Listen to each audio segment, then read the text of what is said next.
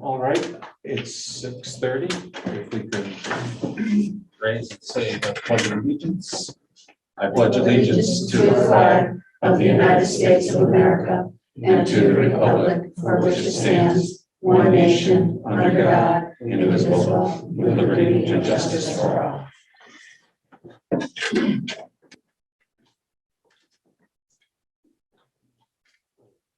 You've taken the roll, right, Jer? Yes, everyone is here except for John. He's got an event at the high school with his wife. If he has a chance to come later, he will. Oh, okay, thank you. Could I have a motion on the minutes of May 17th? So moved. Do I have a second? Second. Does anybody have any corrections, updates? Hearing none, all those in favor signify by saying aye. Aye. Okay, are there any nays? Okay, the minutes from the 17th are approved and accepted. Is there any public comment? Is there anybody that has any public comment? Anybody? I guess there's no participants, so they don't have anything to say. Okay, the next thing on our agenda is the Pension and Employee Benefit Board presentation.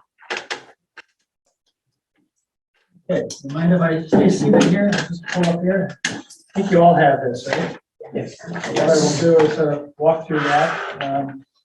You can stop me with questions as we go, but the whole purpose is to sort of step back and tell you what the Pension and Benefit Board is, what we do, what we've been doing, what we continue to do, and also the big part is the request for a stabilization fund, hopefully, at the end. So again, stop me with questions as you might have. First off, pulling this together, I said, well, why are we here and what are we doing as the Pension Benefit Board? So just go through all of that stuff too. The Pension and Benefit Board is established by the town code. Members are appointed by the Board of Selectmen. The first selectman is an ex officio voting member, and we have 7 other members. They're all listed there on page 2. I have been the chair for my second year, I guess, as the chair. Susan Wish is here with me, and all the others. We have different levels of expertise in investments, finance, accounting, whatever. I'm a retired CPA. I've did a lot of audits of towns, benefit plans, you name it. So I have some background in a lot of this stuff, and I still have questions on from time to time. So it's not an easy area. Then to sort of step back and say, what plans, what programs does the town have? And this is all as part of just being able to hire people. You need to provide some sort of retirement benefits. Currently, there are 2 types of plans. We have one, it's what's called a defined benefit plan. And we have 2 defined benefit plans, one covering the town employees, including the police, and one covering volunteer firefighters. Now, a defined benefit plan is basically a plan where you go to work for the town, you work X number of years, you earn credits for benefits. When you get to a certain age and are eligible for retirement, you are guaranteed a payment of your benefits. And they're based on generally the length of service that you've been and your pay there. That's a defined benefit plan. And there's something called a defined compensation or defined contribution, or another term used more here is deferred compensation plans. And what that is where the town does not guarantee you any retirement amount, but throughout your employment, what happens is you put some of your paycheck into the plan. And in this case, the 401A plan, and these 401A and 457B, these are all tax code set up by the taxing authorities. That's what that refers to.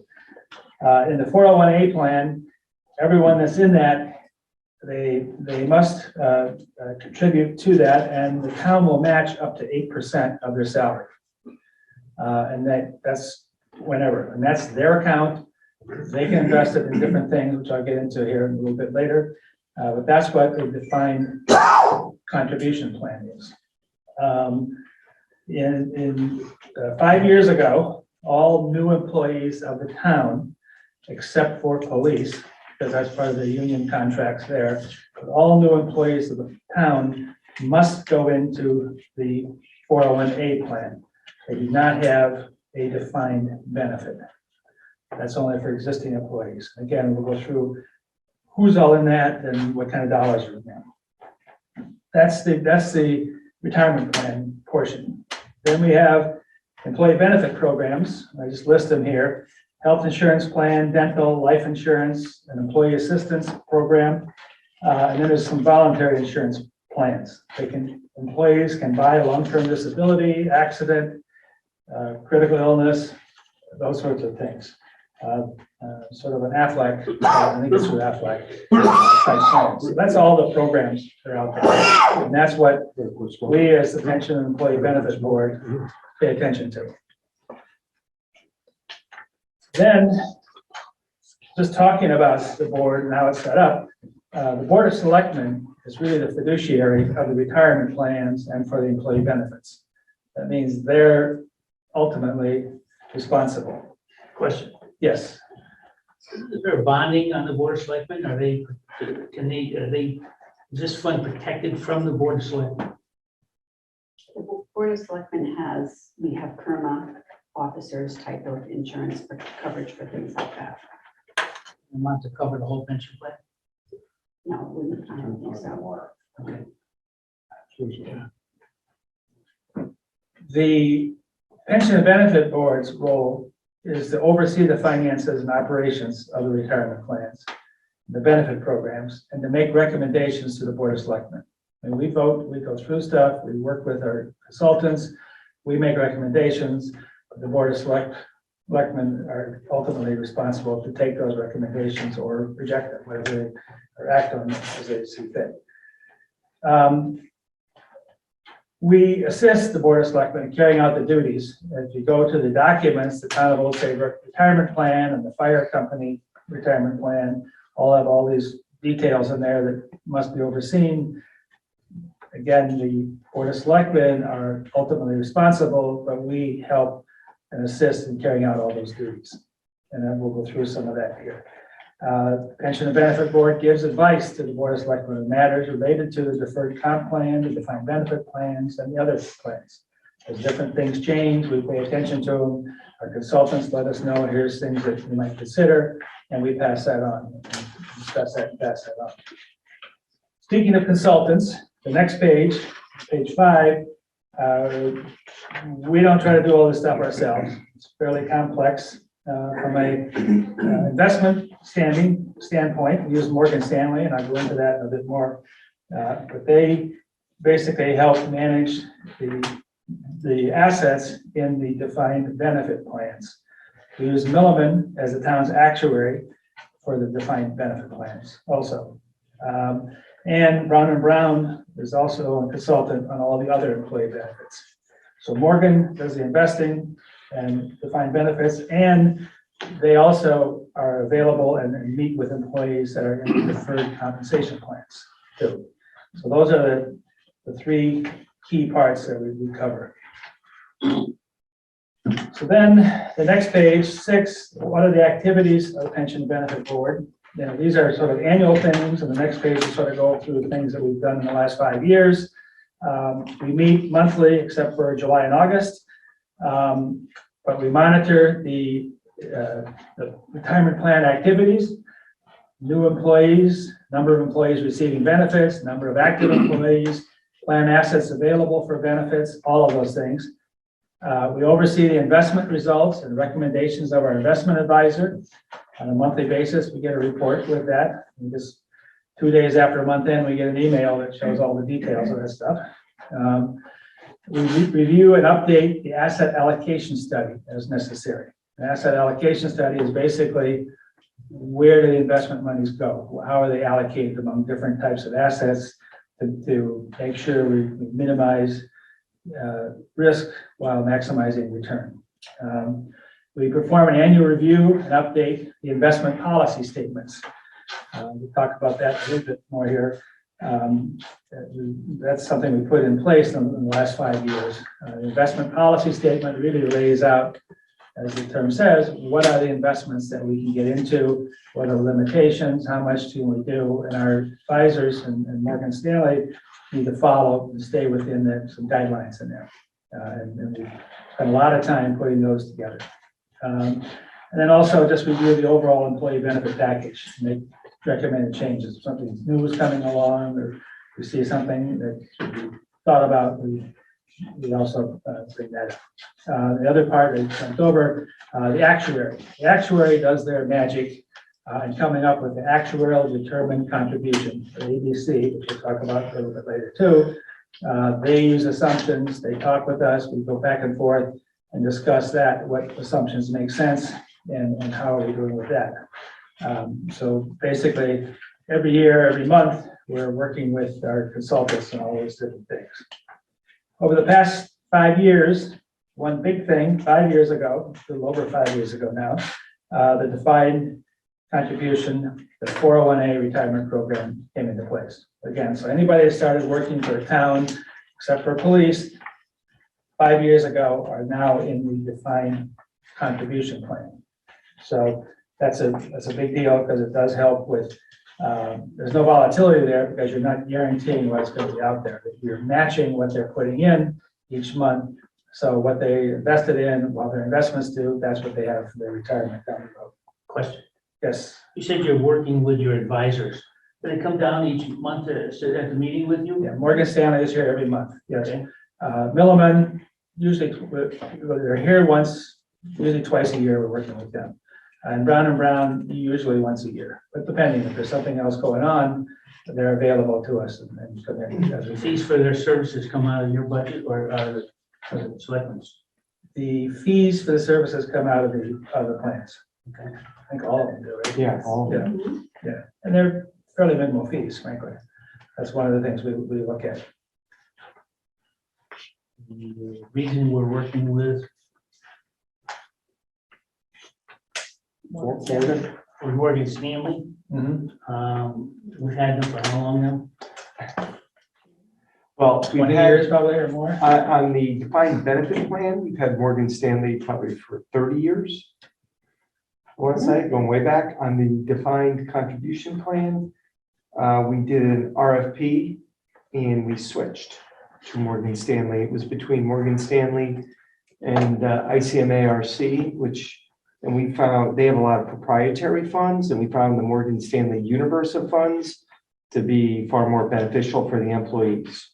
So we now use Morgan Stanley for all the investments and all the advisory work. Their fees are competitive to other persons that do the same service? Yes, it's a lot of that is based on assets under management, as you can imagine. I want to say it's 0.75 or somewhere around there, 7.4. Okay. Yeah. Yeah. Thank you. And just going through the RFP process for the deferred comp plans, frankly, Morgan's fees were a little bit less, and the services are much better. They meet and they're available to the individual employees on a regular basis.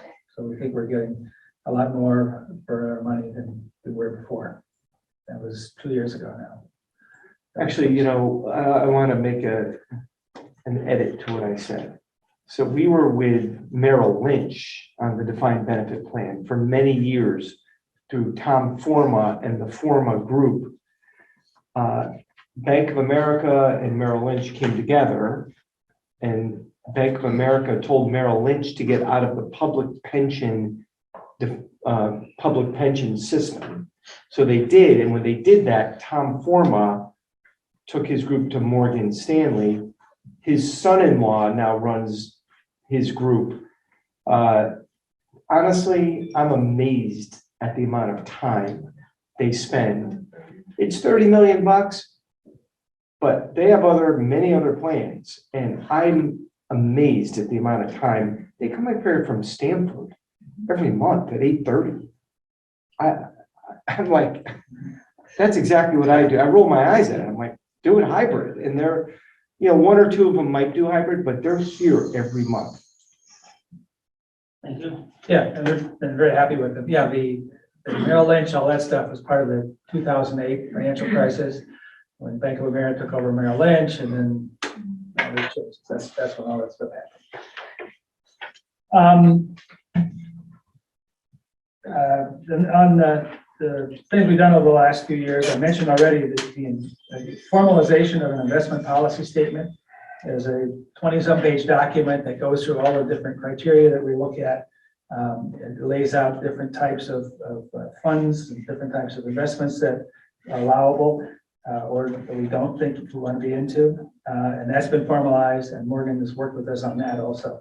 And every year we update that to the extent necessary. And every month when they report, there's also a section in there where they talk about things. If something is above or below the guidelines that we have, they tell us it is, and they tell us why and what they're doing with it.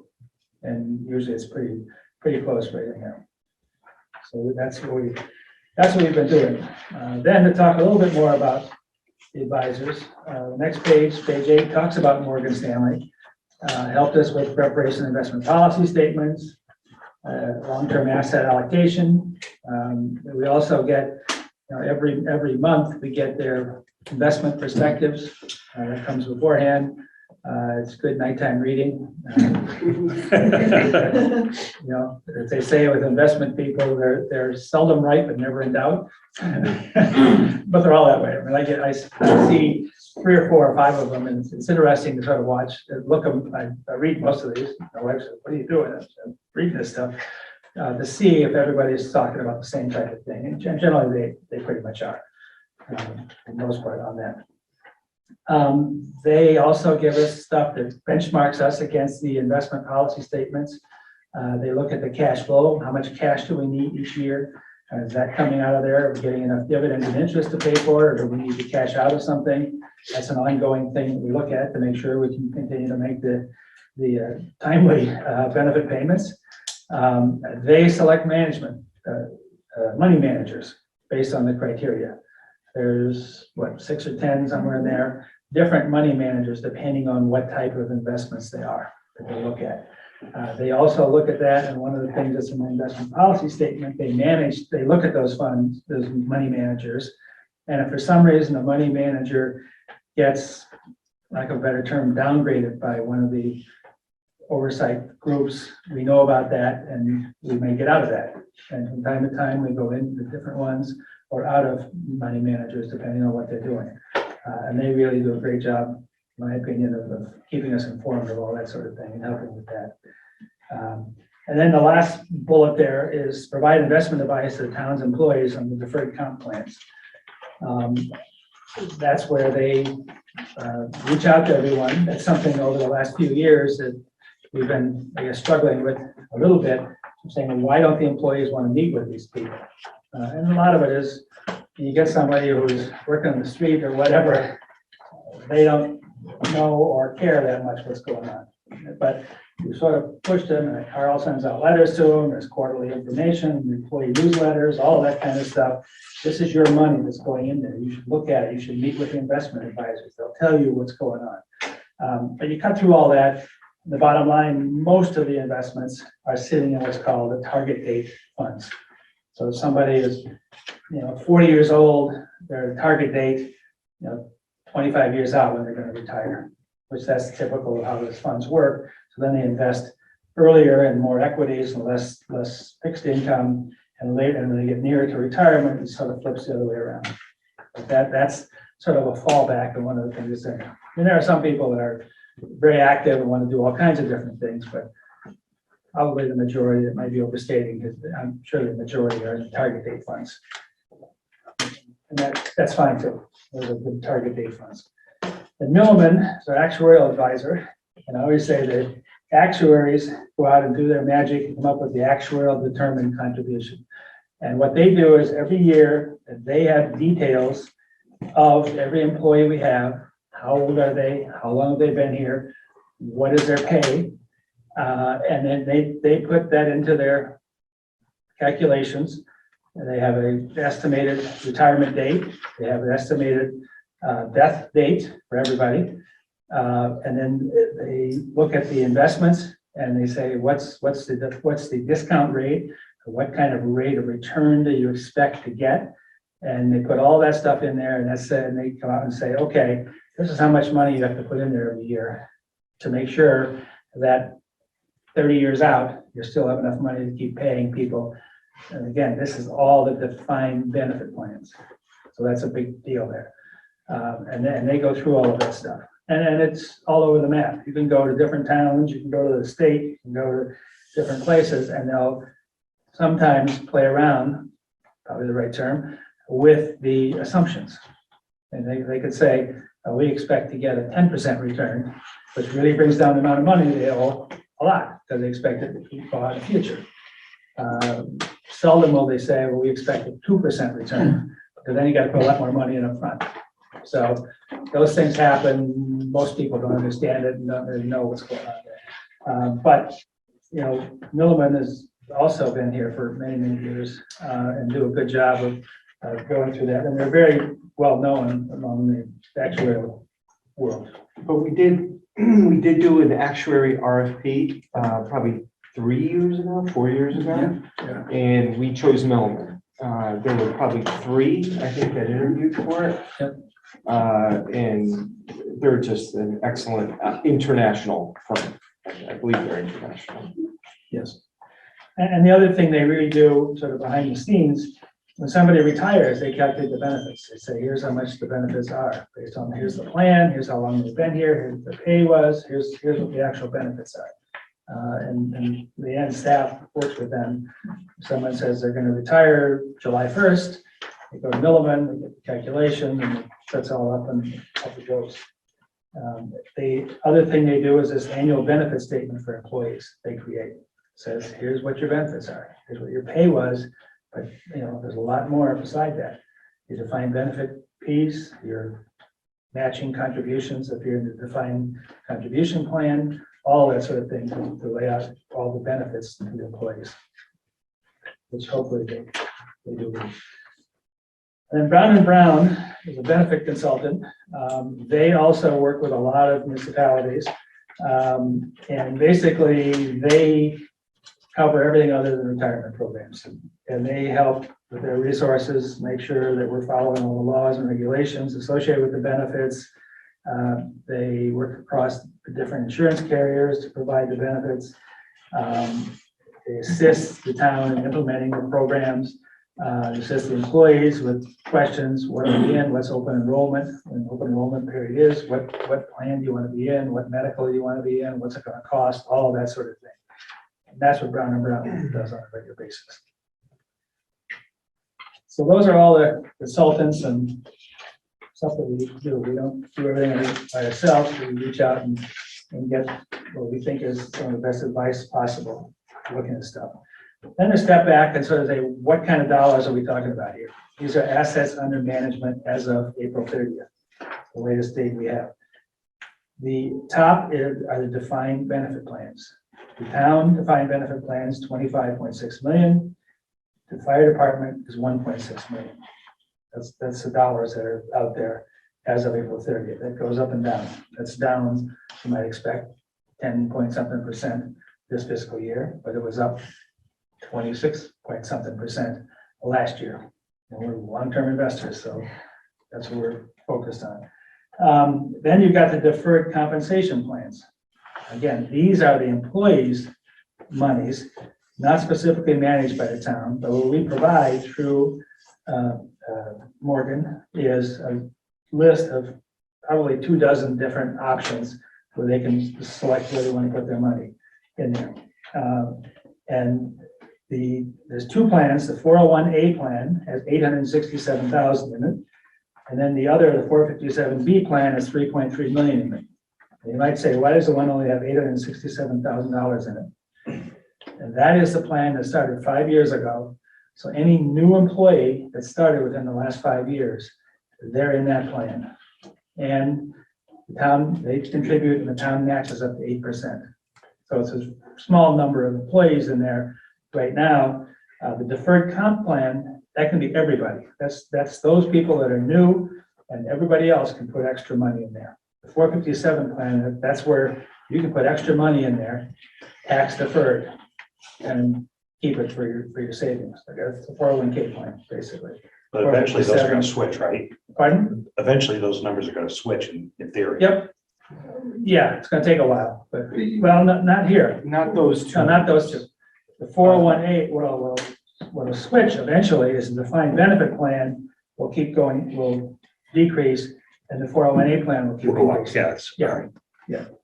But the other two, everybody's gonna keep, that's all deferred comp that's going in there. So then we get to the real magic of all of this. That's the actuarial defined contribution. And this causes volatility. And again, what the actuaries do is they look at all the employees, they look at their age, they look at their service, how many years they've worked, and do a calculation of what and when they might retire, when they're eligible for retirement, when we start paying them retirement benefits, and how long, male, female, what are their expected life expectancy. And then they take the assets that we have and the expected return on that, and they do a calculation that says, this is how much money you need to put in this year. Each year, they say, this is how much money you need to put in, so that all the way out here, you'll be able to ensure those employees that you're gonna have enough money to pay their benefits.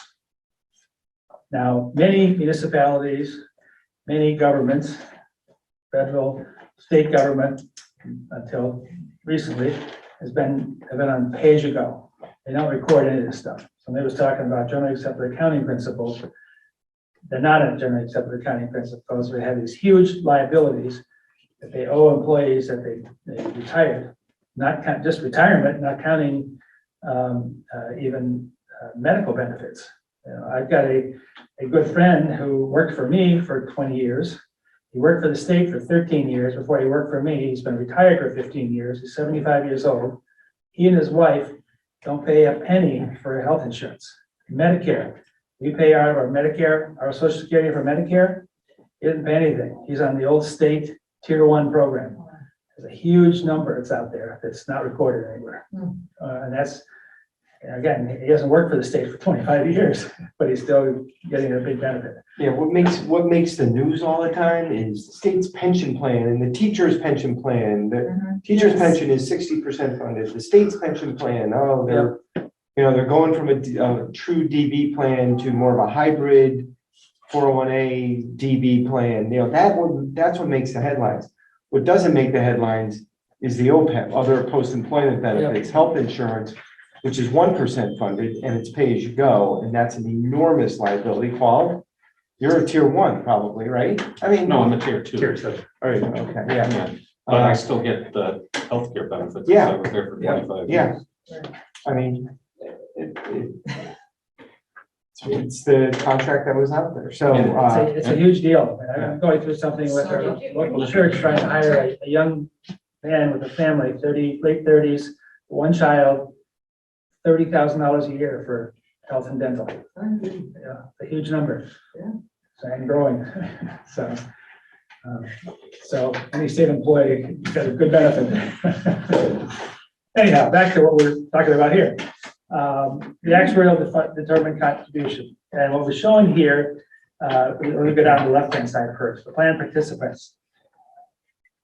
Over the last 5 years, the retirees have remained relatively stable. It went from 85 retirees to 88. So that means, some people passed away and some people retired. So it's still, we got 88 retirees.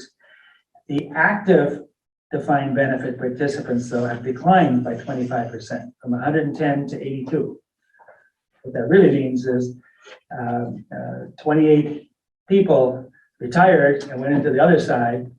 So it looks like 25 people passed away. So it went up by 3, passed away or moved. Some people leave before they're vested, but that's rare.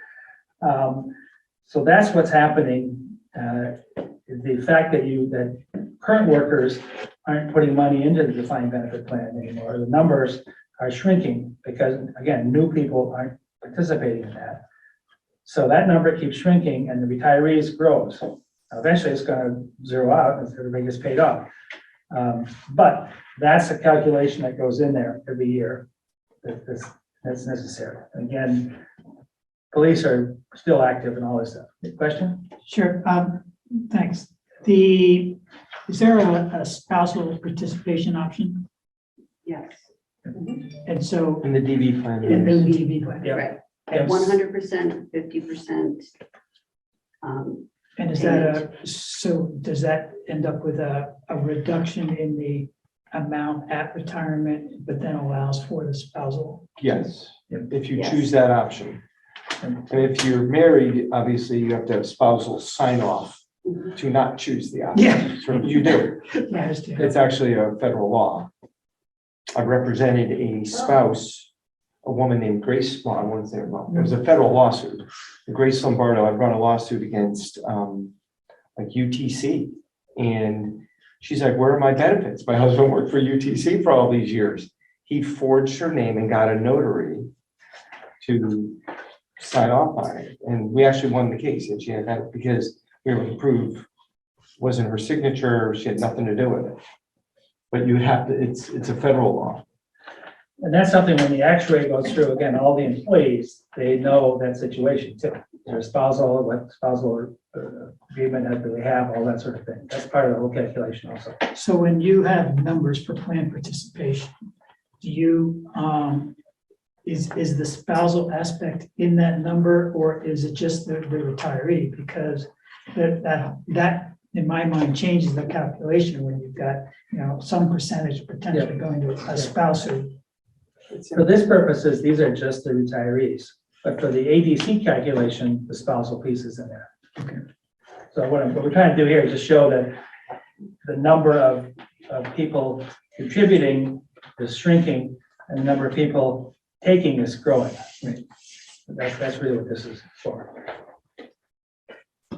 Good point. The spousal piece is a big piece, but that's, the actuaries know every person and what the situation is, and that goes into the calculation. Can be, and then the third bullet under that is the employee contributions have declined about 55,000 or 15% from fiscal 18 to fiscal 21. Again, less people in the plan. We're not putting money into there, but you have more people retired. So to the extent it's not fully funded, which we're not, we're pretty well funded, not fully funded, that increases the down actual determined contribution in there.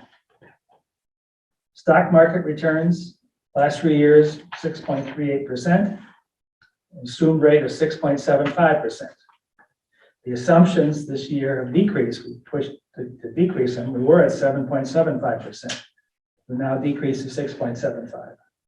Again, the actuaries go through this and they doesn't bounce around. They smooth it out over a period of years. Again, that's one of the assumptions. You want to do it over 5 years, you want to do it over 10 years, whatever. So like last year when we earned 26%, that doesn't automatically drop the ADC this year down to nothing because we earned so much. Instead, it gets spread over 10 years. Whereas like this year, when we lose 10%, that doesn't bump it up as much. It smooths it out a little bit, but there's still a fair amount of volatility that gets in there of all those things. Quick question. How much did we put into the ADC? Is that the reason why it went from 7.75 to 6.75? How much did we put in the ADC? Yeah. Fiscal year 23, we budgeted the full 788,000. And when the actuary takes the recommendations of the pension board and puts all of those things, there's other things besides the assumed rate. But that's the main driver of what the ADC is going to be. But there's other things, amortization periods, mortality tables. I mean, it's like unending. So that will help to. But I thought we put some funds into that, Carl, into the ATC. We did, oh, I see what you're saying. So with our surplus last Right. year, we knew, so we we've been a pay-as-you-go plan. Right. This year, we are now a fully funded plan. And when we got to the end of the fiscal year for the last couple of years, we said, let's put 200,000 towards it. Let's put 250. We've gotten really close to the ADC, but we haven't been exact. This year, what it is what we will pay. Okay, thanks. You're still in June though. You're saying in 23, Yeah. by Yes. 22, Mhm. we still may have a gap, right? We'll have a little one, and I'll show you that when I talk about my report tonight. Joe, can I ask right now, when you say the pension fund's 85% funded, has that number been consistent? Has it grown? And is the goal actually 100%, or what is the goal? It's bounced around a little bit between, Yeah. 5 years I've been on the board, between 80 and 90%-ish. So it bounces and moves around a little bit. I mean, the goal would be great to be at 100% funded, but that's full gap, full generally accepted accounting principles, and you've got all the money set aside you need for it. Until the next year. Until something changes. Yeah. Right. But the pension board is amortizing the unfunded liability, and I think we have 16 years left, whereas other plans, like the state of Connecticut, have a rolling, I don't know what it is, 30 years or something like that, so it will never, ever really be funded. But our plan, if we keep doing what we're doing, at least we'll be pretty close at the end of 16 years because we are amortizing that unfunded liability. Mhm. I'll give you some, go too much on a tangent here, but different things. I'm on the board of Middlesex Hospital. 4 years ago, we fully funded and cashed out the defined benefit plan. We had enough money there growing. We were close to 90%, and we took money out of the endowment and put it in there and paid everybody off. And it took a year to do, to actually process all this, but all 3,500 employees are now, well, I got 10 years before that, they switched to the defined contribution. But you still had the old defined benefit plan, but they were able to pay everything off on that. Now, the employees had the option, and fortunately, 98% of them took it to roll it over into basically like a 401k plan, rather than take it out. A couple percent actually took the money. Well, they didn't take the money and spend it on something, and down the road, they have nothing. But that's, by law, you had to give them that option. But it was 98 point something percent that rolled it into something else. But that's one, and the big reason there was, from a budgeting standpoint, this thing's swinging all over the place. We don't know where we stand, and we had the money, and fortunately, they put enough in to keep it, near 100%, and we could fund it and pay it off. Some other ones, town of West Hartford, 3 years ago, they did a little bit of a sleight of hand. They went out, my understanding is they calculated how much it was going to be, and I think it was hundreds of millions. Big money. They went out and bonded all this and paid off the plan. So now they don't have the volatility in the budget, but sitting in there as part of debt service. So it's a fixed big liability. all So of they're that. pension bonds, and Yeah. what they did is they fully funded their plan. They didn't end the plan though. No. Yeah, they fully funded it because they were underfunded with pension bonds saying, well, the annual debt service will now, equal out as to what we would have had to put in there to make the ADC. So, or equal out or be less. And actually, it's something we explored. I mean, I said, hey, is that something Old Saybrook should look at? But we didn't need to go in that direction, obviously. But Hamden, I mean, there's a lot of bad stories out there.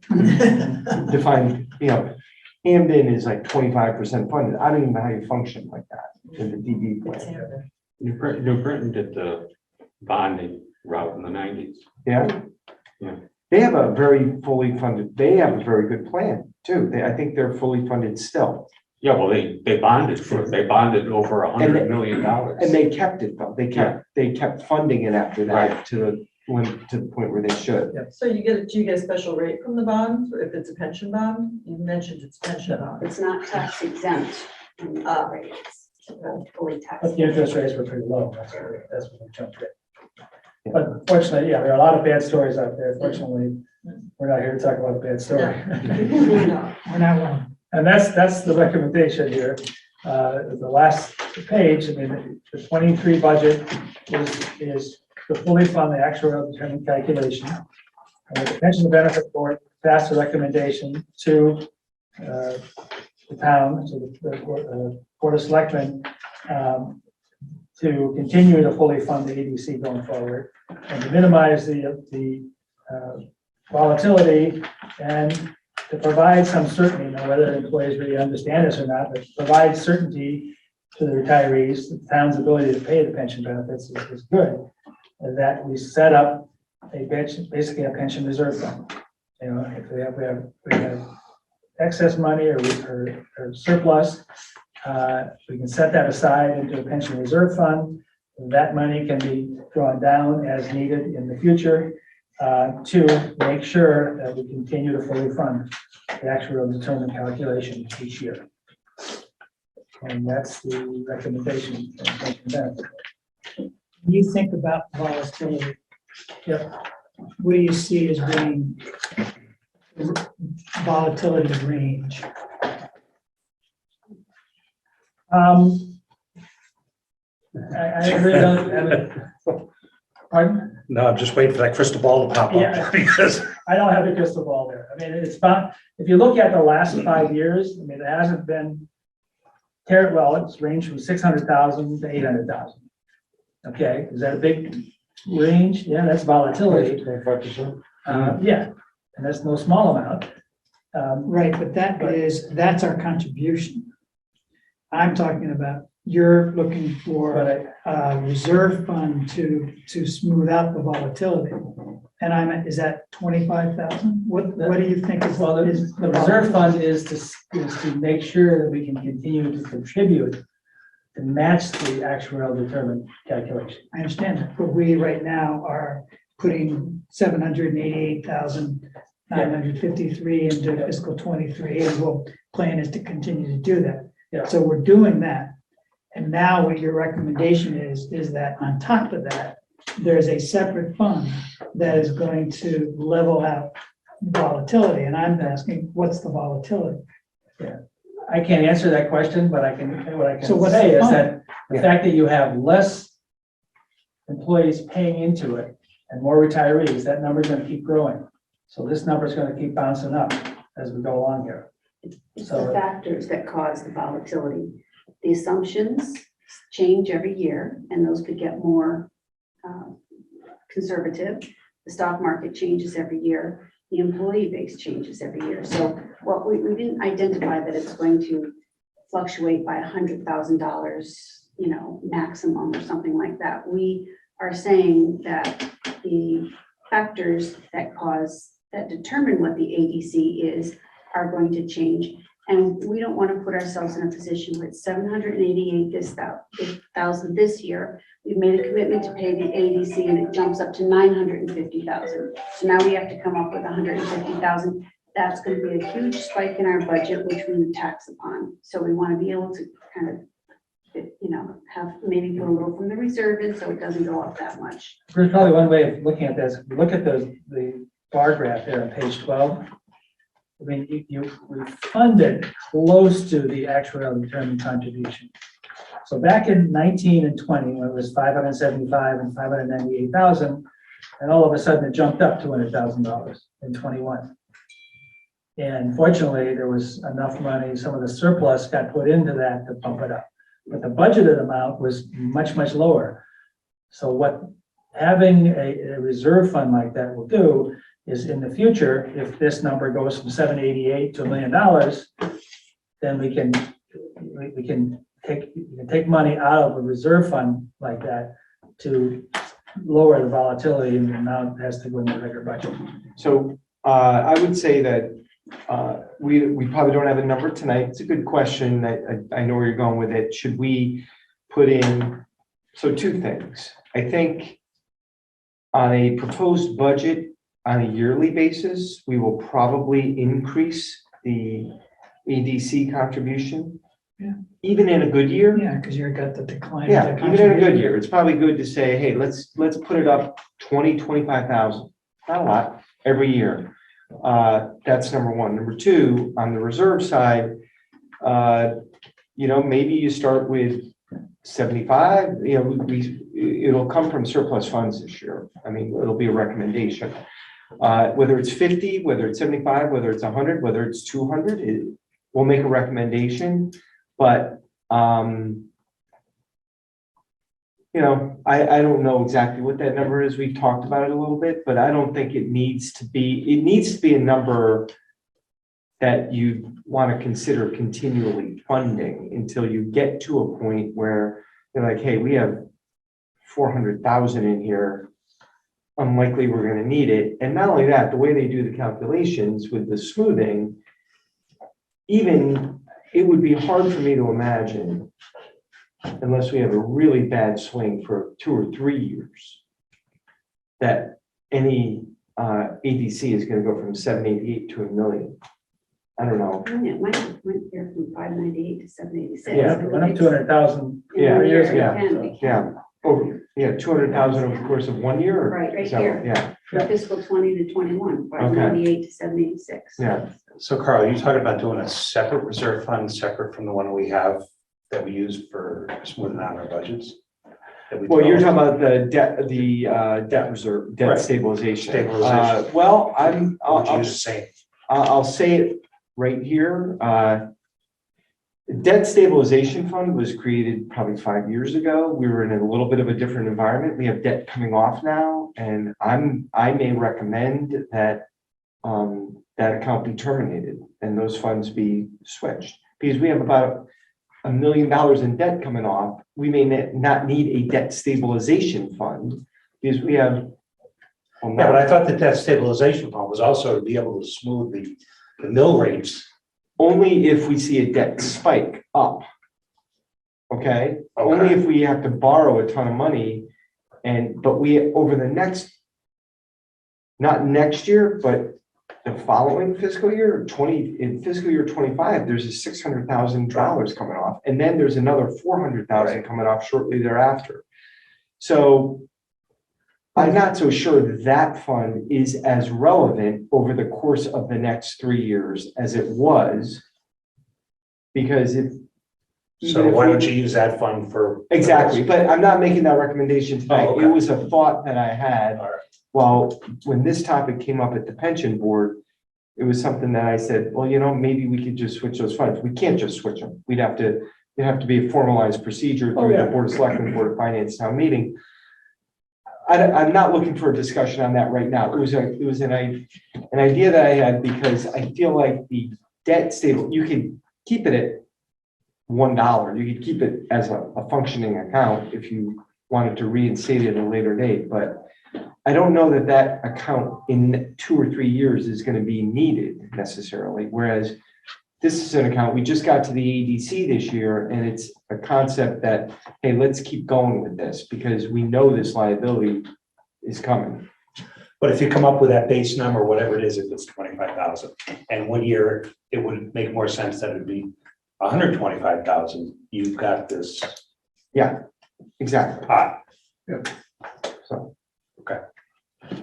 From the pension benefit board's perspective, what we're saying is it makes sense to have a reserve fund like that there, if you can afford it, and it's out there. Because you know there's going to be volatility, one number's going this way and one number's going this way. In the future, and it just is there to be able to draw on if and when needed. You can't, excuse me, you can't come up with an idea of what this number would be as far as, what you really need to have the rest of these employees go out of the old system. You mean buy them out? I mean, the You're talking fully buy them 100%. out. No, not buy them out, it's just, you got, say, 20 employees, their ages, you got an estimate of when they're gonna retire or pass away or whatever. Is there any idea to know where you would be with this thing? Okay, let me take a crack at that.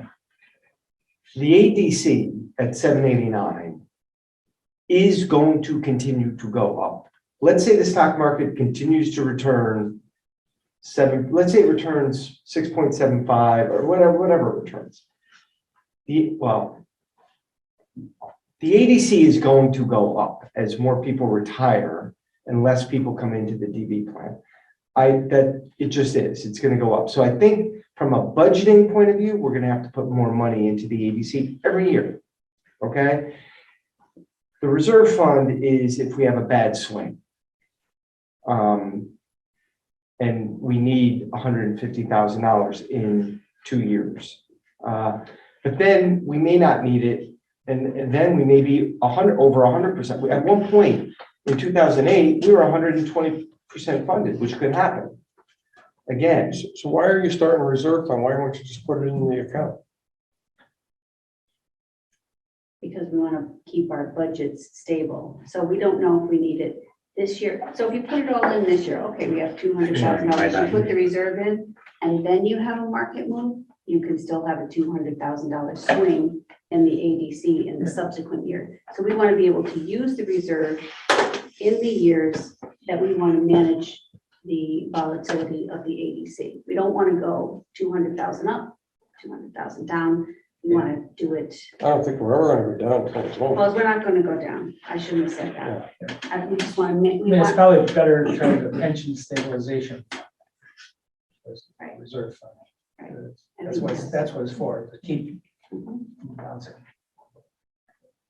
The fire department always gonna remain in the defined benefit plan?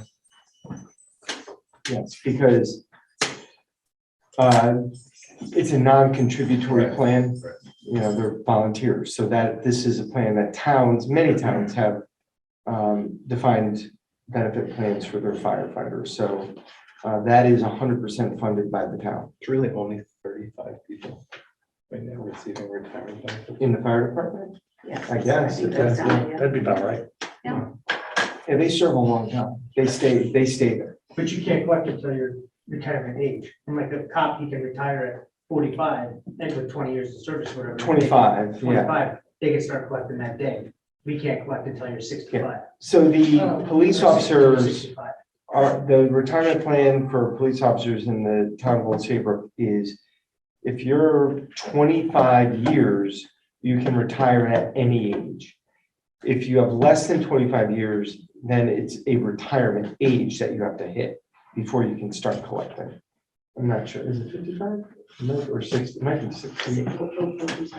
For less than 25 years of service for a police officer. Right. They have, well, whatever, it's, Well, whatever. it is. Yeah. How do we compare to other towns, With what? this situation?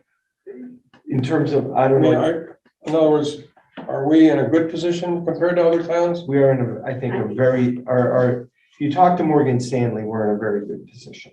Yes, Right, it's good. to- probably top 20% anyway. yeah, we perform very well. And a lot of the other towns use the municipal employees reserve Oh, yeah. fund that is managed by the state.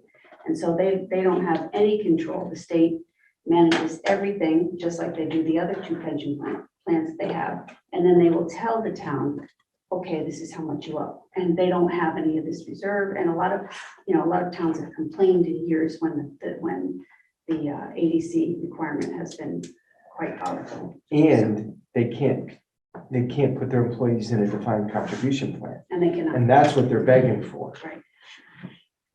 Because the state won't let them change it.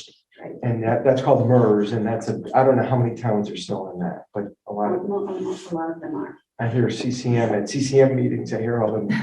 I hear that. The municipal employees retirement fund you talking about? Mhm. Murph, right? MERS. Yeah. Oh, okay. MERS, MERS. well, that's the fund. That's. So I wasn't sure if that's what it meant. So anyway, I just want to say a couple things. So I've been on the pension board. As first selectman, that's the only other board that I'm a voting member of. Per the town code. I've been on there, 10 and a half years now, and this board is entirely different. I've seen the change over 10 and a half years, and the amount of expertise and to a large extent, and I know you don't want to hear it, Leanne, but it's from where Leanne comes from, that she's brought this amazing amount of expertise to the retirement board with investment policy. I mean, we've done stuff in terms of our asset allocation study, the investment policy statement, and all the changes that have been made over the years. This board is unrecognizable, the work that it does from 10 years, unrecognizable. The people who sit, the folks who sit on the board, some are new. Susan's new. Lorraine Cortez Costa's new.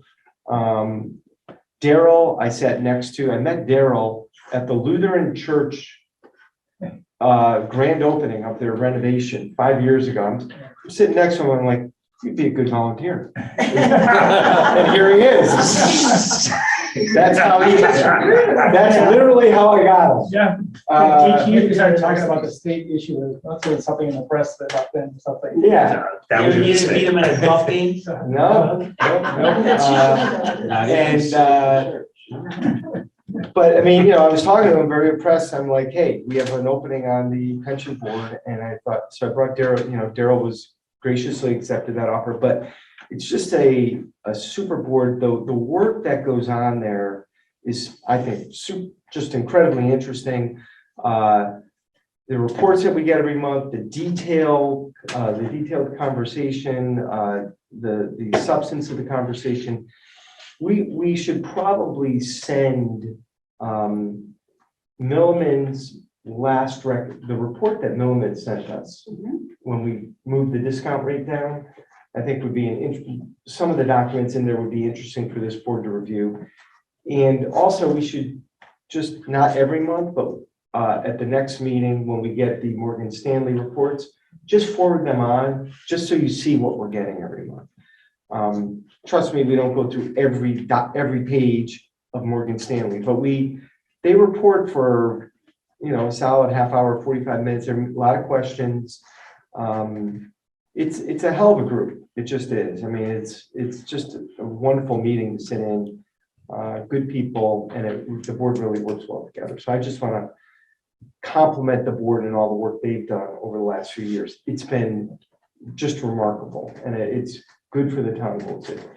So, I have a question for Joe. Yeah. Do we limit the number of funds that we invest in Yes, to how many? well, types where we have 10 or 12. Do you mean by the number of money managers or the number of asset categories? The number of actual assets that are different than other assets. Yeah, that's the investment policy statement goes through all this stuff. You got, midterm bonds, long-term bonds, you've got value stocks, you've got growth stocks, Small cap, small cap, large emerging cap. markets. Right, but I mean, do we actually see the name of the thing that we Yes. invest in? And do we limit those names to, let's say, 20?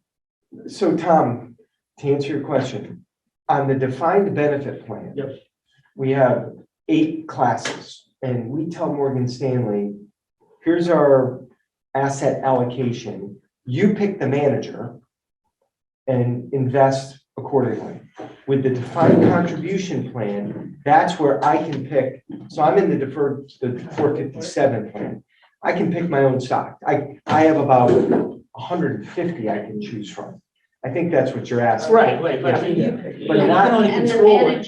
manager, Morgan Stanley picks the manager and the manager picks the stock. So one manager can have Apple and so can another one. But then when they do the risk profile, they put all of our holdings, we don't, Morgan Stanley puts it in and they make sure that our risk profile equals what we say in our policy. This is the Bible of the pension board. And here's all the actuarial reports and all the policy documents. It's bigger than the budget, actually. So, and this is on both sides. So yes, they have ways that they manage both the money managers as well as the underlying holdings to make sure we're not over The last report looks like there's 14 different managers. investment So managers.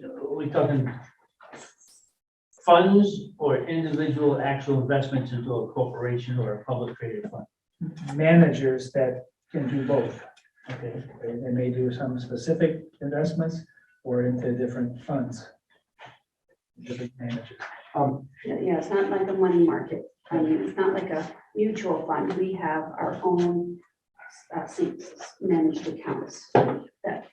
And the asset allocation, for instance, you got cash, a little under 3%, US large cap, US mid cap, US small cap, developed international equity, emerging markets equity, short-term bonds, investment grade bonds, and high yield bonds. But Tom, there's And one, within- what's the name of tell them the name of the funds that are, I mean, The you have it money right managers' there. names.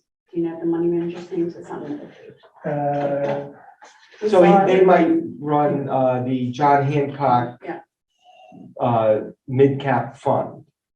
And so the John Hancock what did I just say? Mid-cap. Mid-cap fund, might have 50 stocks in it. Right. Yeah, You got Aristotle, Value Equity, Nuance Investment, iShares, John Hack, Conic Large Cap, Core, Siegel, Brian Hamill, Schroders. These are all managers that may have dozens or more different investments throughout that, but it's spread all across that. but So Most for of the- any of them is $6 million in one of the, yeah. and I think it'd be easier for you to see it in a I'm not document. asking for any specific, Yeah. but just general. No, I know that, and I think it's great. I mean, I'd love for you to see it and understand it. I think it might be better if you actually saw that document. And we'll get that to you. And that's what Morgan talks about. And every month, there's usually questions of, well, should we be doing something different? Emerging markets has always been a big issue, international. And all this stuff going on right now, international, the question at the last meeting was, should we be moving out of some of that and into some of that? And the answer is, we're minimally in some of that. And there's opportunities when they're down low for long term, that will come back. So we didn't jump out. And societal changes with their values too. Yep. Thank you. Does anybody else have any questions? It's a good board. Okay, hopefully that Thank was you for your helpful. time. Yeah. Thank you for coming. Thanks for your service. And we will move on to the treasury. Excuse me? Yeah. We wanted vote on the creation, action on the creation of the stabilization Oh, fund. You want to change the order of the agenda? No, I think it's right after the presentation. Oh. It is, yeah. Number 6. Number 6, yeah. Five, Yeah. 6, yeah. That was a Yeah, presentation. but I have it. Number 9 is Nine creation. report. That's Wait a minute. that's where you told me to put it. Yeah. Yeah, I got, yeah, but we just need to vote to amend the agenda. Both things are- Isn't No. it next? It's right here. I think we got a copy of this. Oh. It Yeah, was but next, mine it has was it. next, Mine it was has on it the down public, there. so I went on this afternoon and say, what order are I they? apologize. Mine says number 6 for some reason. Wow, mine has number 9. There's 2 different copies. of it. Okay, all right, I That's what's out apologize. in the, I'm sorry. Okay, can I just, let me just have a motion to exchange, 9 to 6. right, I do, so moved. Second. Second. all those in favor? Aye. Any opposed? Okay. We'll discuss the creation of the pension reserve account. Who wants to present it? Or- I make that, I make a motion, yeah, I did. We're beyond that, go ahead. Yes, okay, all right. Well, this is really what Chair Darrell Pasco was talking about. We want to create a pension stabilization fund. Because of all of these moving parts that we're going to have over the years, with all of the volatility that can occur with the actually determined contribution. We feel that there's going to be volatility, and in particular, just one piece of information that Darrell didn't specifically go over that I think is of interest is our ADC is 788,000. And if we didn't have any past liability expenses, our normal cost would be 400,000. But we do, the past liabilities is almost half of that, 388,000. So over time, hopefully, as we amortize that away, we expect that we're going to have volatility. We're going to go up. We're going to have volatility with the ADC, and then ultimately, hopefully, it will come down and stabilize. But in the meantime, we are the pension and Employee Benefit Board is recommending that we create a pension stabilization fund. That would be one of the tools that the Board of Selectmen will have to consider when they determine what to do with a surplus, if the town should have one at the end of the year.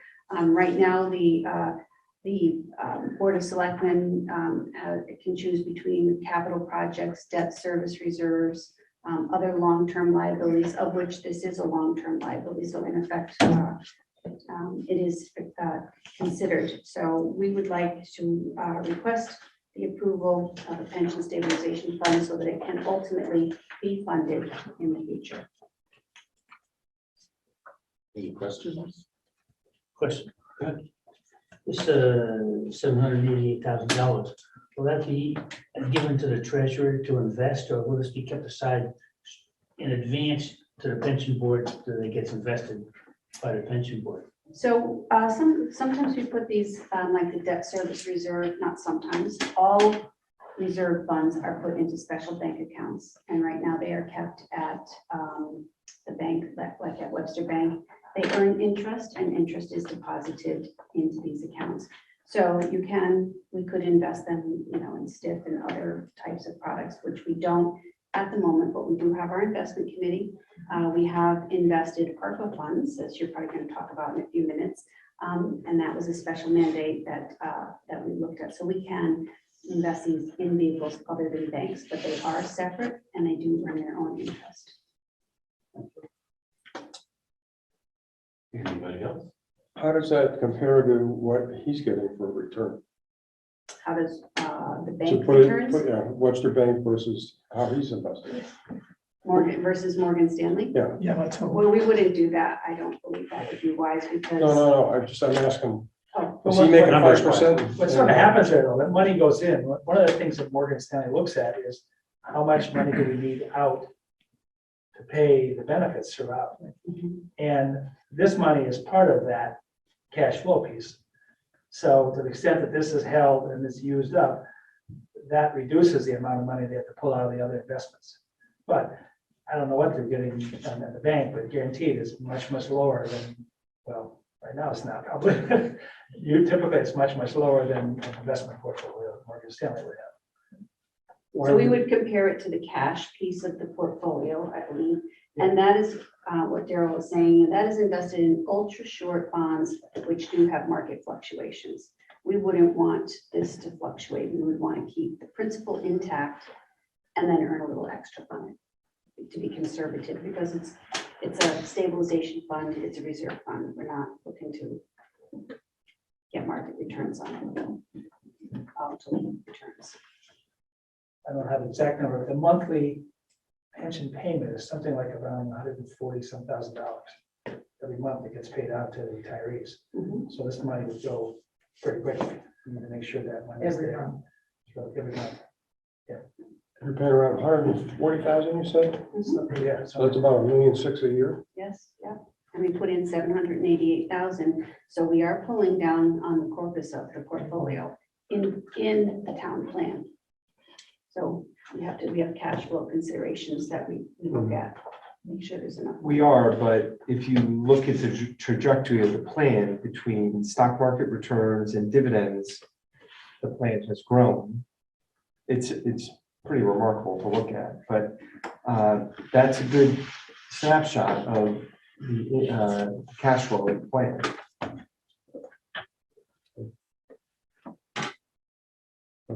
Anybody else? have any questions? But on the other hand, that's why we have an ADC, because we need someone to tell us how much to put in, given the cash flow that's going out. So Milliman's comfortable with that number at 6.75, and as soon 6.75 return, they're saying 789 is the number.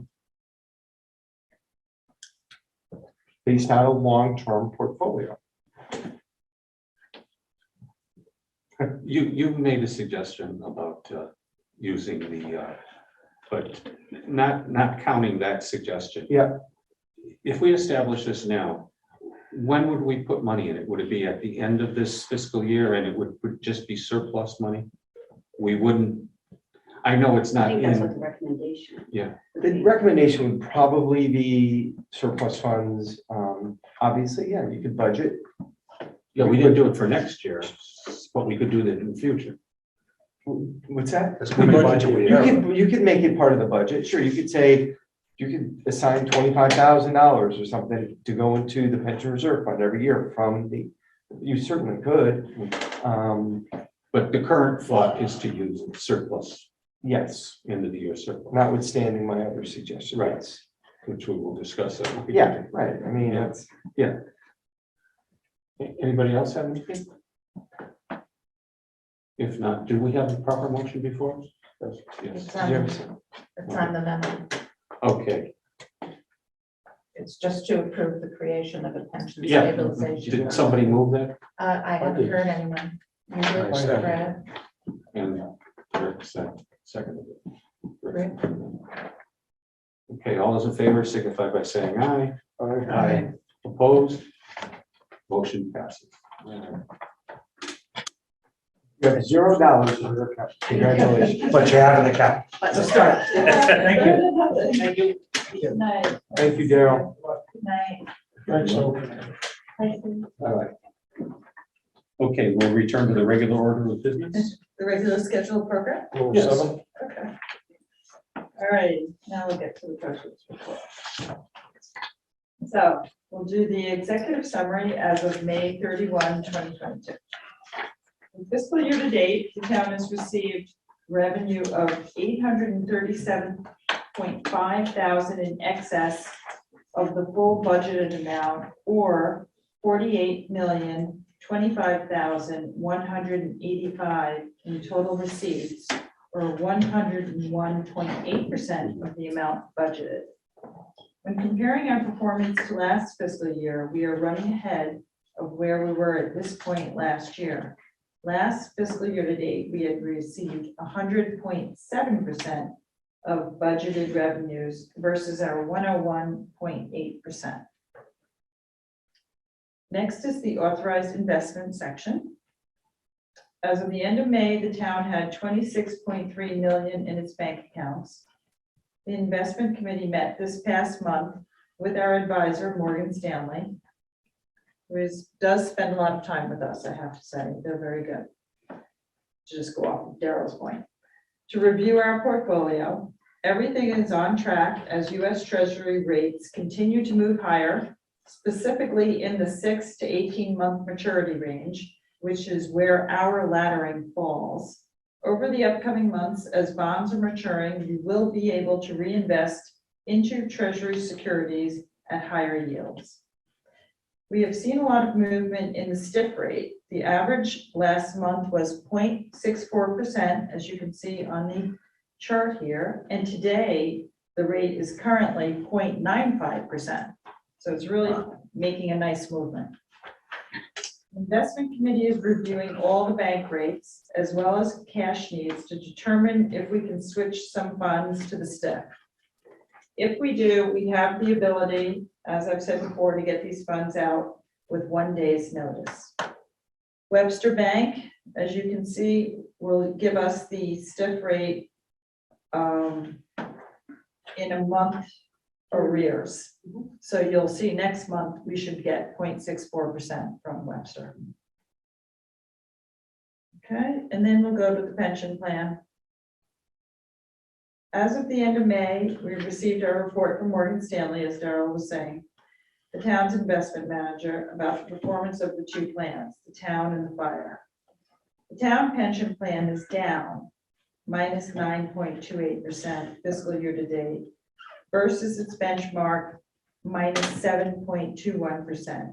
Over the 3-year horizon, the town plan has returned 8.16 versus its benchmark of 7.98%. The fire department pension plan is down minus 8.32% fiscal year to date and up 6.18% over the 3-year horizon versus its benchmark of 6.78. So I'm really gonna try to confuse everybody. Ready? Go. So even though we're 85% funded on the town pension plan, we're now considered a fully funded plan because we're making the ADC. The fire department plan is 52% funded, but it's considered to be a fully funded plan because we've never not made the ADC on that. So we make that whatever they've told us since day one on the fire department, we've made that contribution. And it's a newer plan, so eventually it'll be 100% funded, but Takes a while. it takes a while, but as long as you make the ADC, you're considered fully funded. Wow. Even though, right? Is Yes, that makes fair? sense. Yeah, Yes. even though you're 50%. And yet the percentage of, is different, so. Sorry for that. Can I just ask a question? Given our presentation that we just had, what are the elements that go into the benchmark return?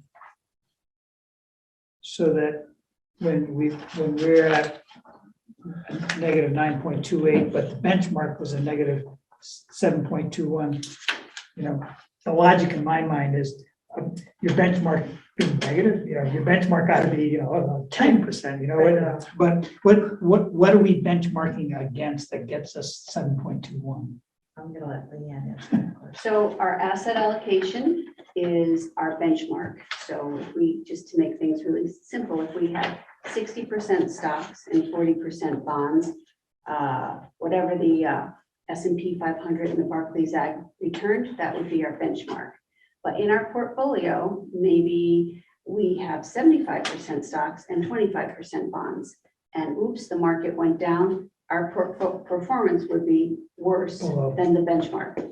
So that's what we look at. I mean, looking at it, you know, really short term as we do fiscal year date isn't fair, you know, because they could be positioning themselves and, you know, sometimes you go down before you go up. So it's really important. That's why we always talk about the 3-year numbers where we are outperforming our benchmark over the longer term. And so we kind of see, you know, we have emerging markets and some other things in there that have gotten killed lately, and they have dragged our performance down versus the benchmark. Is the benchmark fixed, or does that modify either by recommendation from the consultants or from the pension board? It is fixed in the investment policy statement. So if we were to change our asset allocation, we would then change the benchmark, but only then. Okay, thank you. Overall, the treasurer's responsibility is to oversee all the monies belonging to the town. So as of May 31, we had a total cash balance of 26.3 million. We had total pension balances of 30.7 for total assets under management of 57 million. And so page 2 of your treasurer's report with the revenues broken down in more detail. We have the tax revenues were up by 43,000 for the month, bringing the fiscal year-to-date total to 46,167,018. We collected 513,301 more than our budgeted goal this year so far. State revenues fiscal year-to-date stand at 574,706. We received our LOSUP money, the 65,578 this month coming in. And in terms of local revenues, the town collected 108,000 with building permits and recording fees still being our primary driver. And as you can see, beach passes and Harvey's Beach are picking up as the nice weather comes upon us. Overall, the month of May, the town collected 108,248 in local revenues. I can't even read my own handwriting. In local revenues, bringing revenue collection to 48.025 million fiscal year to date for a total revenue surplus of 837,468 as of May 31st. Any questions?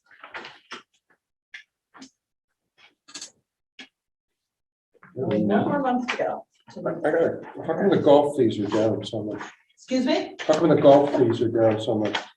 I don't know, I guess maybe went it's back to no one work? going golfing. Well, it just It just, yeah, just open. Just open. Yeah. The Memorial Day weekend. Was that the kickoff weekend, Memorial Day? Yeah. And sometimes the credit card, debit cards don't go in until the beginning of June. Remember we talked Yeah. about that? Oh, There's like the a lag time? lag time, yeah. So, And it's been awfully cold. Yeah. I mean, wet, That cold. doesn't stop. Okay, if there's nothing else, we'll move on to the finance director. Mr. Chairman, a couple of things. Number one, is for you, Tom. I'd like to report that we got our P card fees, under miscellaneous revenues, 13,358. That's right where it's been every single year. We seem to be around 14 grand, Yeah. 12 to 14 grand. So we have to receive that, and we have booked that. Secondly, I sent around to everybody the auditor's engagement letter. They asked for me to specifically send it to all of the Board of Finance members, as you are the ones who hire the auditors. It outlines the scope of services, just a couple of highlights. The total fee for next fiscal year is going, or for this fiscal year that they're doing is 49,300. They will report to you in January, any findings that they have on this audit report. Also, I met with them and just want to prepare everyone. They have a focus this year. They usually have a focus every year. But their focus this year is going to be procurement. Not because town of Old Saybrook is doing anything wrong with procurement, but because ARPA funds have been a huge, we have a lot of, almost $3 million worth of ARPA funds, and because of what happened in West Haven, that is their focus. Actually, next week, I'm going to be meeting with the chair of ARPA, Bruce Carlson and Carl Fortuna, and I'm going to go over the recommendations for how all of those funds are supposed to be handled, and making sure that the finance area is included in any large decisions of how they invest those funds, so that or use that grant money, so that we can make sure everything is under control. So that's it on Mahoney Sable. Turning to the finance director's report, I don't have a lot to, did you want to say something? well, Oh, yeah, he only- has to sign yes. this, yes. Okay. Did you have a copy? Yeah. Yes, I I do. I have an original. Just, Yeah. yeah, Do you whichever want one you this want me to one? sign. I This just, is- no, I have a This copy. is a good one. Okay. I'll give this to you. Leanne, how often do we bid the auditing services? I'm sorry. How often do we bid them? So, let's see, in 2015, I think it was the first year that I was here, they changed from Cohen to Mahoney Sable. And then we had, 3 years ago, the Board of Finance extended it for 3 years. And I think that maybe next year or the year after that, we're gonna be up for a conversation of whether you guys wanna do an RFP or not. Yeah, We didn't get many results last time, did we?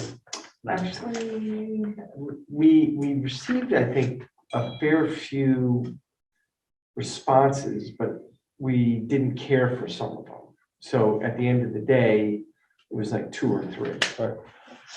Yeah, I remember you had that discussion last year about it too, whether or not we should go out. Yeah, I'm thinking, and I could be wrong, the charter, Bruce used to say you could do 3 years at a time, renewed for 3 years with a 1-year extension, so 7 years.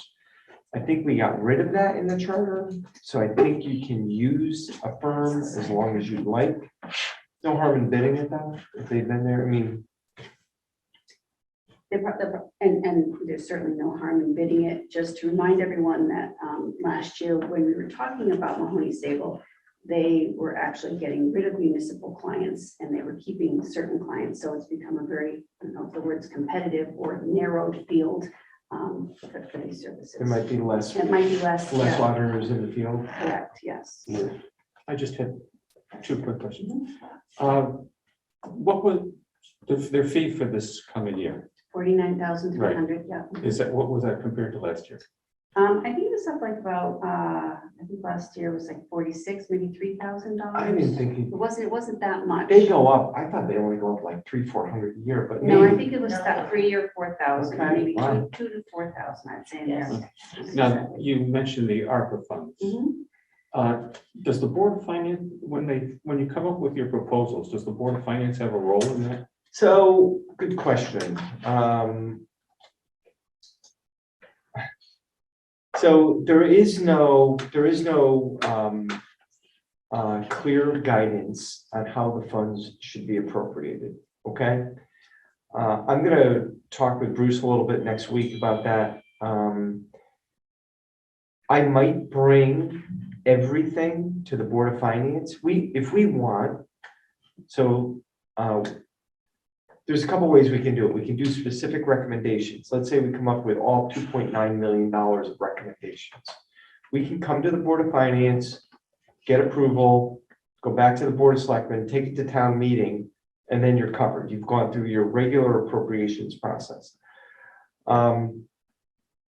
Or there are towns that are doing it other ways, like through the Board of Selectmen, or town council, but town council is more the legislative body in those towns.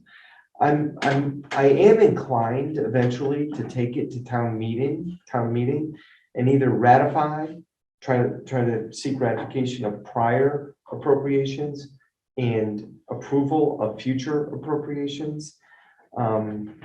Yeah, I don't think it should just strictly for $3 million necessarily just be Board of Selectmen. I haven't really thought through the whole process, but we did talk to the auditors about it. And the auditors didn't say one way or another what they thought we should do. They didn't say it's inappropriate for the Board of Selectmen to do the whole appropriation. Towns are doing it different ways. Nobody is doing it the same way. Towns are doing it, some towns are doing it through town meeting, other towns are doing it through Board of Selectmen. I think the absolute safest way is to do the whole process. I don't know that it's necessarily necessary. There is no clear guidance in the final Treasury rule, I have a statement to make. though. The statement. Well, I mean, to your benefit and Leanne and Bruce's, if you go onto the town website for the ARPA website, it's pretty clear and informative about the money, how it's gonna be spent. And there's a spreadsheet there about what the Board of Selectmen have already approved Yes. and or sent out for money already. So if any of us on the Board of Finance want information, Yeah. go onto the town website, under the ARPA program, and look at the spreadsheet where the money's been previously approved.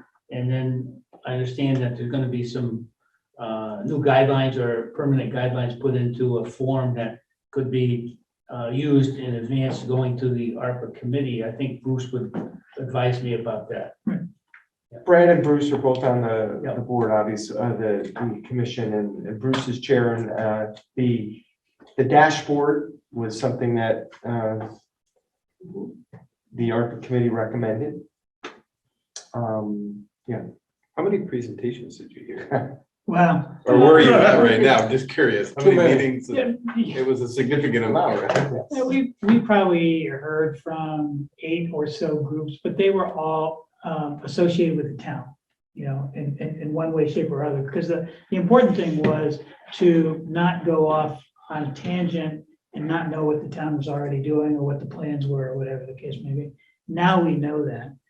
We know where there are some immediate needs, and so going to Tom's point, the expectation is that we will have a quick application process that can get turned around quickly, and some of these immediate needs can be met, while some of the longer term needs, there's a little more discussion, a little more fleshing out.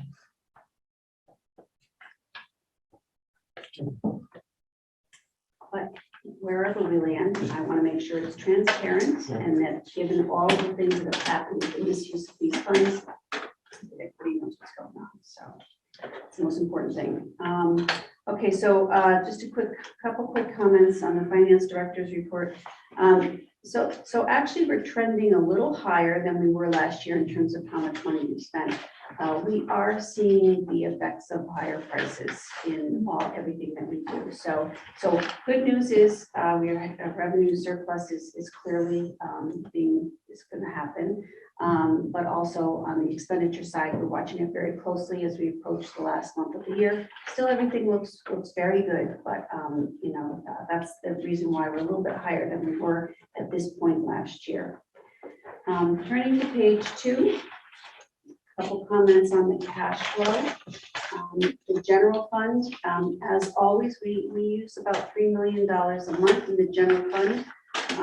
You know, we have money coming in. We used about $3.1 million in expenses, and that was offset by revenues coming in. In terms of capital funds, you'll be glad to know that we actually finally paid for the DPW boiler minus $23,000. But that was offset by, this was benefit assessment month, so we had some money coming in from WPCA, so that netted to minus almost $11,000. The reserve funds were really quiet, only $1,650. That was the payment for the permanent easement that went through, that you all approved a couple months ago. And then finally, for the non-major funds, the decrease of $50,000 this month. All the same old stuff.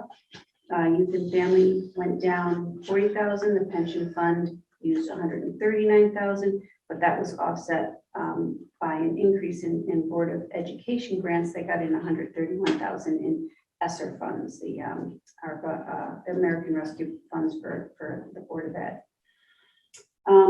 Debt service, I just want to point out, since we're talking about debt service, that I actually have a mistake there. The debt service reserve is $412,549, not $431. We had used $20,000 this year to supplement our debt service, so I want to make sure everybody has the right number, given our conversation. And could you repeat that? $412,549. Thank you. And again, there wasn't much activities in the capital outlays, with the exception of the DPW boiler on page 3. We have about $2,600 left. That's going to go towards installation expenses, so that'll probably come down to zero really quick. We have used 98% of our capital budget, 577,000 of our 588. And when we take a look down at the pension plan, our ADC for this year was 813,000. Through May, we had contributed 730,000, and I estimate about $40,000 a month comes in from the way that we accrue our contributions, so it'll get us up to 770,000. And then I'm also going to see if we have any leftover budgeted funds for the ADC. So we probably will be we'll be close, but we're not going to quite make the 813,000. And then on the last 2 pages, I have all of the funds and where they stand versus their budget. I've talked about some of the outliers before, and there's nothing really new. Everything else is in line. So, I think it's shaping up to be so far so good in terms of this year end. And I will stop there. Yes.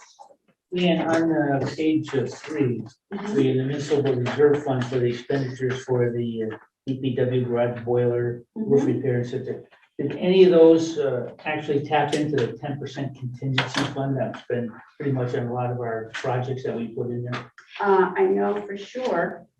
I can't remember what piece it was, but when they installed the boiler, do you know what that thing is? They came in with a $1,200 bill because I had to fix something that broke when they installed it, an old piece. So that would have gone into the Backflow contingency.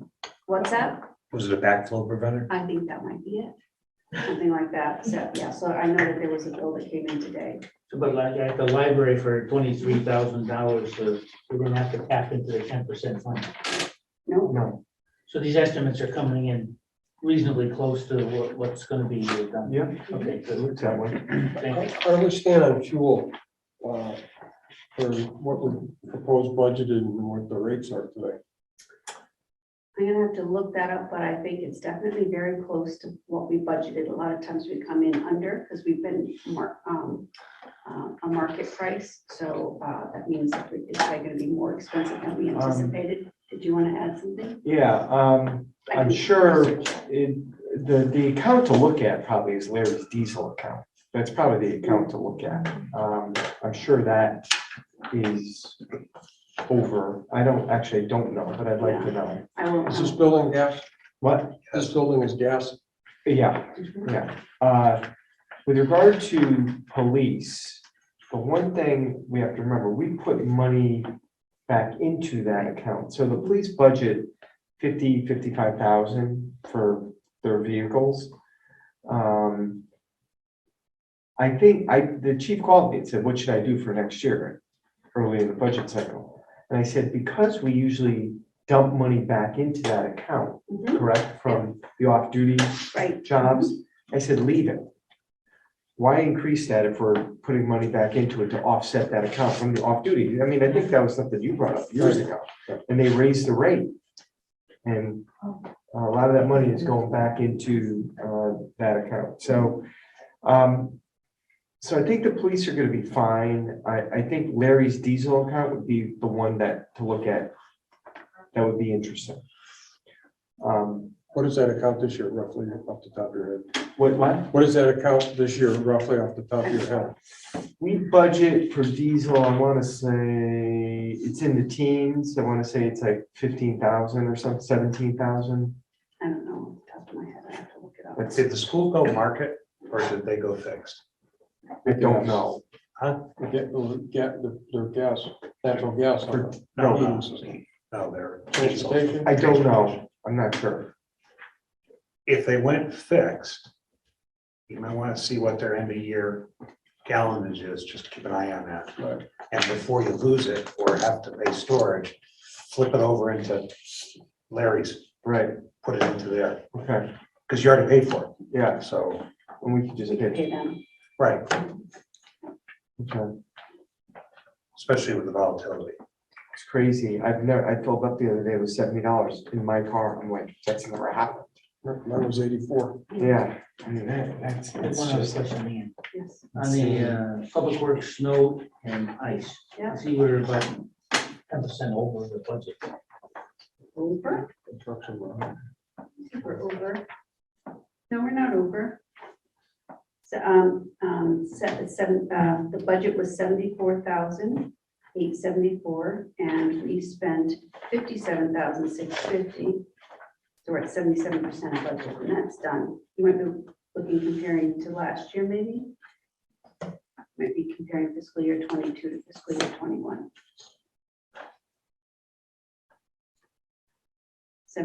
74,874 is the budget. We spent 57,650. We Okay, spent 77% of the budget. so where's the 109.8 come in the back of it? So last year, we spent 77,970. And prior fiscal year percent of budget, we went over budget last year. That's what that means. So this, the So we probably- 109 is from Yeah, 21, 22 compared to 22. yes, correct. Yeah, it's like, that's not, so you can compare where we were I this thought point it was a last- mild winter, so. Yeah, this last year. was a little- yeah. Thank you. Any other questions with finance? Chris? Yeah, we average an expenditure out of the general fund of about 3 million a month, right? Yeah. So when we look at where we are against the budget of, we have expenditures of about 14.7 Mhm. at this point. Yeah. Does that, do you think our expenditure ultimately is gonna be over what our budgeted amount was? We spent 14.7 and our budget is 17.2, so it's about the $3 million. is what But you're- yeah, it's about 2.5, that's, I'm just wondering whether we're thinking about. I think it's gonna be pretty close this year. I mean, the last couple of years, we've had expenditure of our expense budget. So we had a surplus in the expense. No, I right, think we're right. gonna be fairly close. I'm not sure if we're gonna go over. Yeah. I'm hoping not, but it's gonna be close. Any other questions? Okay, Leanne, thank you. And the EV charging discussion? I got another bid. I'm gonna ask you to table that. I'm not really gonna go forward on it. Okay, could I have a motion to table? Table. Second. All those in favor of tabling? Aye. Opposed? I do hope to get something to you. Okay, Okay, I'm just trying to nail down warranties and The charger you're talking about, is that gonna be Tesla and it's a slow charger. It's the 8-hour charger. They're universal. is that? They're universal. It's They're universal, aren't they? Yeah, it's the all-day Will charge, I work not with the the 2-hour Tesla? charge. what? Will I work with the Tesla? I have no idea. if It it's- does, I think there's an adapter. Yeah. I think if you buy a Tesla, you can buy an adapter so you can charge anywhere. It just takes. And how much, are you gonna do it, are you planning on doing it with a credit card? Yeah, oh, yeah. I checked at Big Y, the first, because if you're a customer buying your food, they give you the first hour free. Oh, I see. So they don't want you spending more than that. Well, after that, I mean, Yeah. who's spending? Use your And what is it after that? How much is it? Do you know? I forget. How can they tell you're a Credit card thing, what? How do they tell you're a customer? Cameras. Well, they give you an hour free, is what it Oh, comes down to. How They about can't, Saybrook they, went in? what? How much time do they give you to say we're playing in? I have no idea. He owns a Tesla. He owns a Tesla. Yeah, but I mean, The you fact- get it, you have to use your charge card down there too. Oh, I don't know. I don't know. I don't think so. I think he probably monitors that more closely on that private property. But The fast chargers are about $250,000. I think they even more than that now. So, I mean, Now, I heard the government's gonna get involved in this. so in the Infrastructure Investment and Jobs Act, they put about 55 billion aside for chargers. They have a network, yeah. The IIJA. This, what we would be doing here is through an Eversource incentive. So it's about a 20, that's what I'm trying to figure out. It's like a $15,000 to $25,000 job, but the Eversource credit covers a lot for the company, and our fees are gonna be 5,000 or 6,000 or something. I'm just trying to figure out what we're getting, what's the warranty. You know, I don't wanna be stuck with this a year from now. You know, I want 5 years, and that's what I'm trying to get. And I have 2 companies who bid on it, and I just feel like the information they're giving me is crossing wires, and so I didn't want to bring it forward yet. Kind of like solar. I think it'd be good having 2 over there personally, but I'm not ready to come forward with it yet. I'll go right into my report if you don't mind. Fine. Just very quickly, Chris Costa, Jennifer and I, steep grants, they announced steep grants are going to is open right now until August. If the town would like to apply for a steep grant up to $500,000. So Chris Costa, Jennifer Donahue and I sat down the other day and we talked about various needs. One of those needs is what Ray Allen brought before Park and Rec, before the ARPA committee last time. We talked about the challenge grant. Many of you may not be familiar with it. The state of Connecticut did these challenge grants. We submitted, we didn't get it. A lot of the big cities got it, but we're going to reapply in the fall. And those can be big. There is a town portion of it.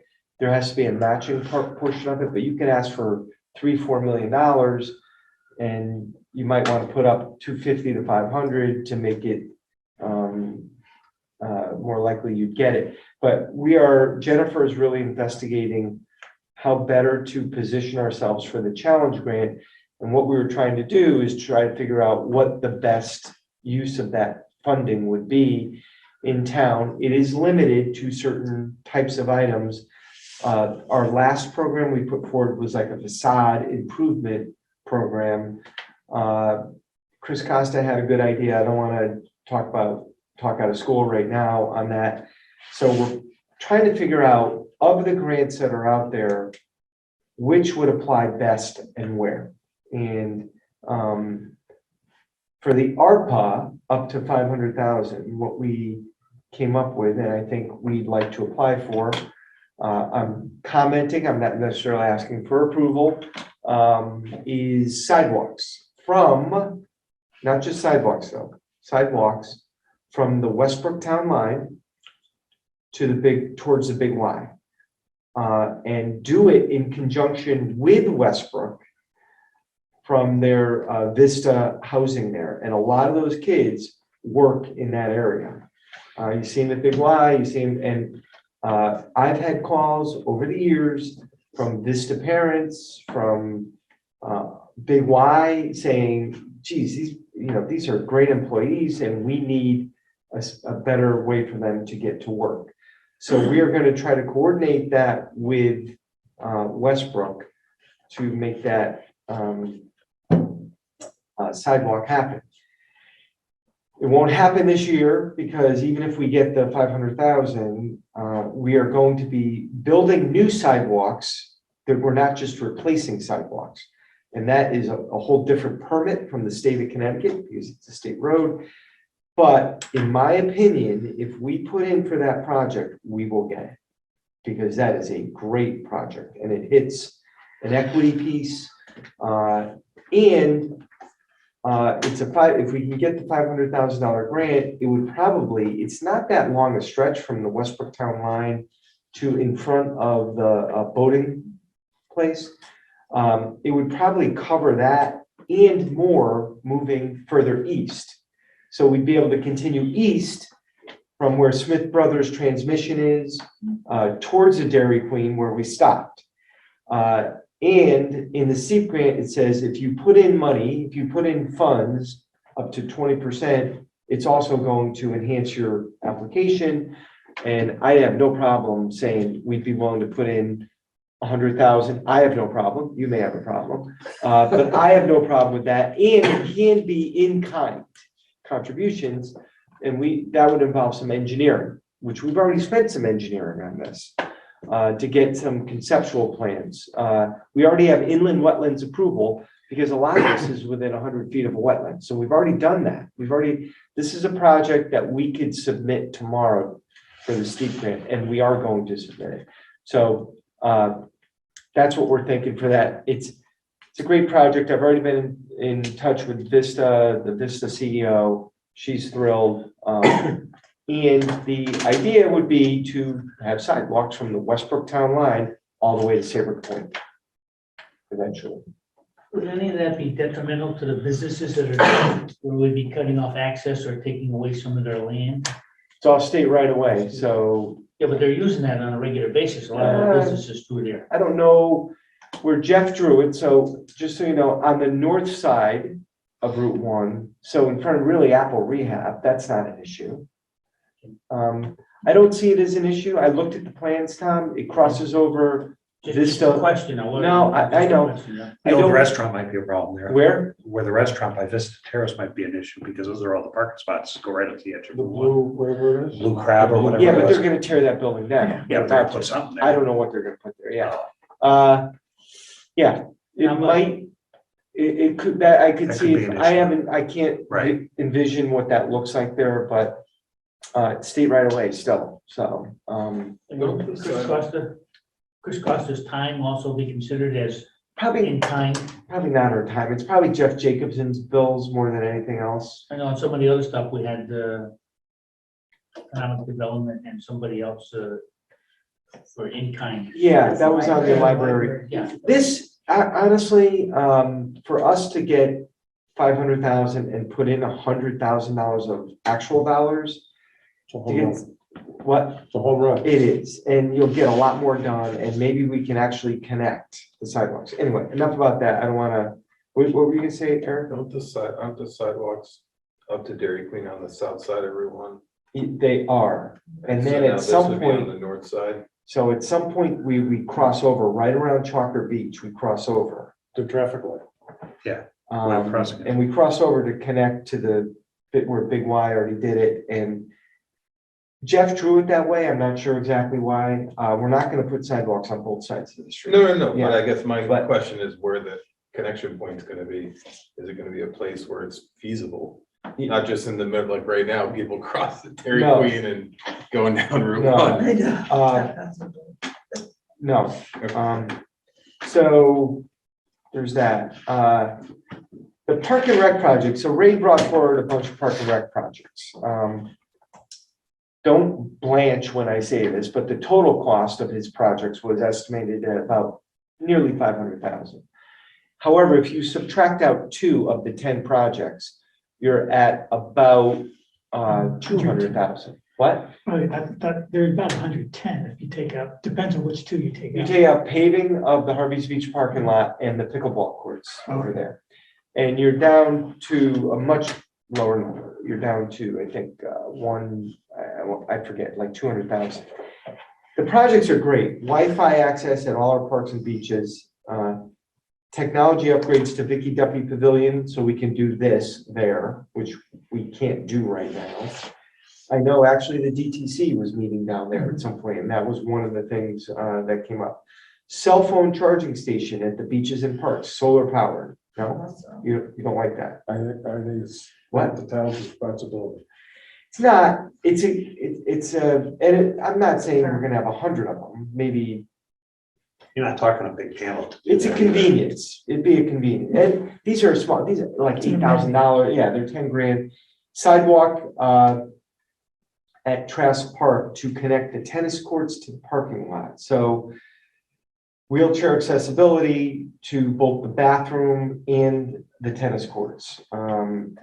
When's it gonna do something about the parking there? Because I gotta tell you, that is treacherous. The parking? The parking during the summer or during baseball Oh. season is treacherous. Yeah. I mean, they park on that right side, Yeah. and kids go running through the cars, and I'm telling you, it's Dodge Kid, it's not Yeah. Dodge Ball. Yeah. I've seen that when it's full over It's there. not pretty. Resurfacing of the splash pad. Right now, Tom, your favorite subject, right now, I think it's like a plastic or concrete, I forget what it is. And it's going to a non-slip surface, which is now, I don't want to say it's code, but it's the national engineering standard for surfaces. That was probably the most expensive one at about 30 grand, I want to say. Carl, there's money in that fund, that, for Helen Euchre, when I set that up originally, there should be extra money in there. Okay. I think that money can only be used towards a swimming pool. We'll talk about that. There is money in there, so we'll talk about that. I just want to list off his Just a projects. little indentation in the middle, What? just put a little indentation in the middle. Upgrades to Harvey's Beach Bathhouse, which is about 25,000, just to put a new coat of paint on it, a different surface. Ray describes it as kind of disgusting, and also the town beach bathrooms, just better, not paneling, but like easier to wash down, not wood. And a fencing upgrade at mini golf. So he listed these 8 projects, and I looked at them, I'm like, these are all just amenities that are going to make the town better for people to come here. Anyway, I just want to list them and just say something I'd be interested in funding at least a significant portion of these projects at some point. I want to continue Were you on. suggesting that that would go into the steep? No, maybe surplus possibly at the end of the year, depending on what we have, of course. Right. Because we want to keep our fund balance over 15%, maybe towards 17%. And we may want to fund, if there's additional sidewalk work we want to do, or pension reserve, or other projects. So we have to see what we have left. I want to continue because I want to go home too. Hiring in town hall, we've had really just terrific success hiring new workers. Sarah's office, we have 2 old Saybrook residents. We had a woman come in one day saying, I want to drop off my resume. I talked to her for like 15 seconds. I'm like, I like her. We called her back the next day. We offered her the part-time job down there. She was a business owner for 35 years. She just doesn't want to, she got bought out by her siblings, wants nothing to do with it anymore, retired, working. She's been excellent. She's happy and smart. And our new assistant tax collector, Andrea, worked at Liberty Bank. She's younger. Carol just is like, my God, she's going to change, really change that office. Merrill's a full-time position in the town clerk's office, been excellent. We have temporary help up in the town building office because we have an employee on FMLA. A worker fell into our laps. That's just been excellent for Tom, hit the ground running. I don't know if that'll become a permanent position or not, but we've just had some really great people come to us, and I feel very fortunate because it's something I'm very nervous about. Another thing I was very nervous about was getting the tax bills out on time, because we have a new tax collector, a new assistant. We lost our tax department. The assessors got their work done last Friday. They're all taking their certification classes this week. It looks like the bills are going to go out probably towards end of next week, so pretty much on time, which is great. Carol's done a wonderful job. Andrea's going to help her. We're going to make a lot of, my guess is that office will be modernized quite a bit. Change is good, as long as you have the right people. And that was a very nerve-wracking moment to lose both your tax collector and your assistant. But we're in great shape there. So the tax bills aren't going to go out on time, it looks like. So we can collect, as we do every tax period, about $5 million at least in advance collections. And Carol tells us she has people calling, when are the tax bills coming out? Because they can't wait to pay. Good, That's a good point. good, we like that. It's funny, but it's true. Anyway, I just wanted to hit the highlights. I don't know if I went over with you last time. I went over with the Board of Selectmen. A lot of the bills, that were, what happened in the legislative session this year. I didn't go over that with you.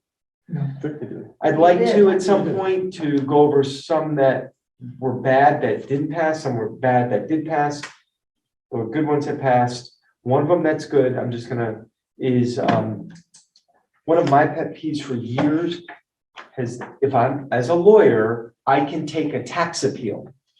And I can do that on a contingency basis. And when you do that with your larger corporate taxpayers in town, it can crush the towns. Because you're getting people coming in, just taking tax appeals, big wide coals, and the lawyer doesn't care. He gets paid if he saves money, or the client doesn't care, and the lawyer is incentivized, and I'm just like, that is so, meanwhile, we're paying lawyers by the hour. And there's no, they can come in and say, well, we think this building is worth, 5 million, town has it at 7 million. They didn't have to come in with an appraisal.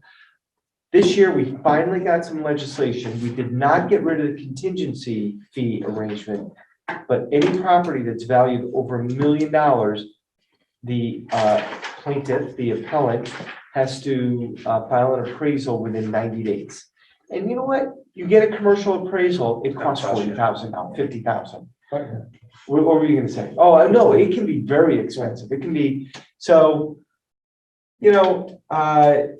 it might discourage some of that. So we were very happy to get that across the finish line. You do that in Long Island. It's awful. I'm telling you, they take tax appeals because we're in a position where we're probably gonna give a break. Because for us, Mike Cronin's gonna say, well, we have to get an appraisal. That's gonna cost you X. I'm gonna cost you this. For the appraiser to testify in court, it's gonna cost you another $5,000. And it's like, well, what are we arguing over here at the end of the day? I'll reduce the tax bill by $100,000. It's an awful negotiation. And so I'm hopeful that this legislation will at least put the brakes on it a little bit. Anyway, enough. Okay. This letter from the Oh, fire department, we need to do something that's about it. another thing. So, yeah, I'm sorry. He asked me to, he had to leave. They're looking to buy a car this year. They have the money in their account because Wayne Wysocki retired. And there is money in there. They're looking to replace, as you can see, a much older 2003 Ford Expedition. They can get a Tahoe for $39,800, no tax. Wayland has agreed to do everything else to it. So literally, that is the price. Basically, they have the money. Okay, I told Joe approached me and said, we have the money. Do you think we can buy this car? I said, I think it should be at least brought to board of finance. And if they want to put the brakes on it, they can. But I think you guys should know that that is something they want to do. The chief mentioned to me, hey, if they're going to also have a small fleet, maybe they should be financing over the course of not flipping cars. Look, the police flip every 4 years.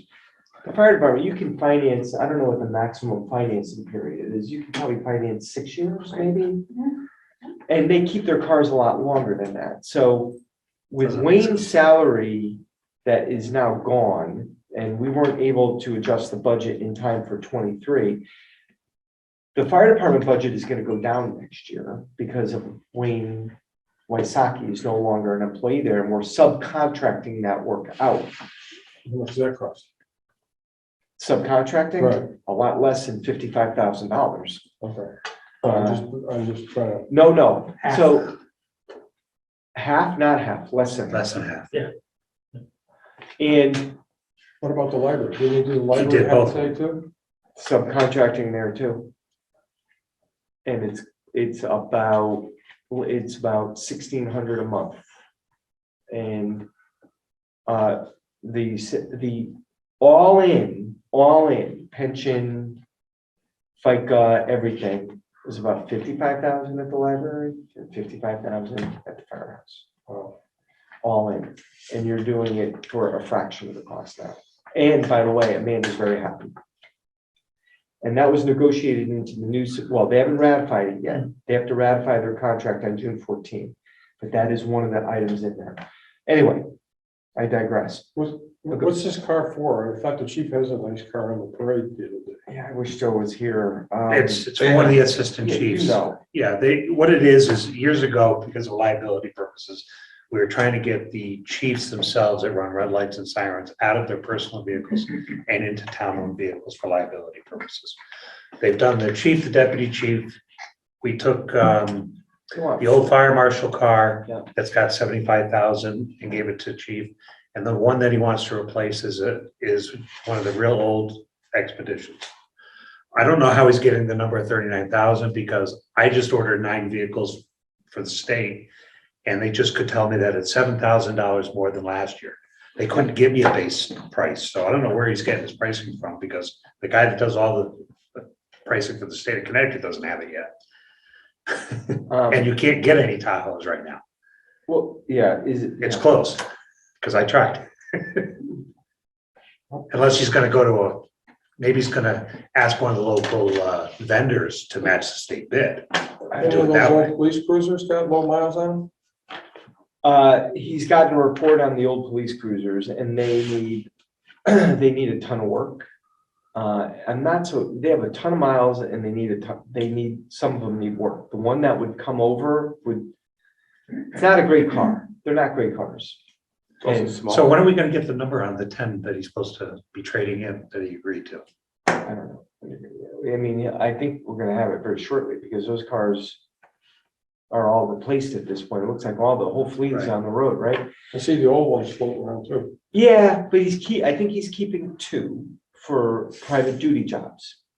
Instead of running new Tahoes, right? Makes sense? I like that Absolutely. idea. I saw one on a private duty job the other day on Maple Avenue. Yeah, I mean, Carl, we don't need to vote on this tonight, just to be in favor of it, so that when he gets a final number in 2 weeks. we well, can if vote this on is the that. final number, I mean, look, if he were to spend this money, if he were to actually spend this before June 30th.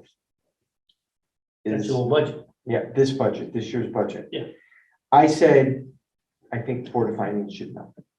It is in his budget. He has it, it's not gonna run it over. How much were the police cruisers, the Suburbans or the Tahoes they bought, do you know?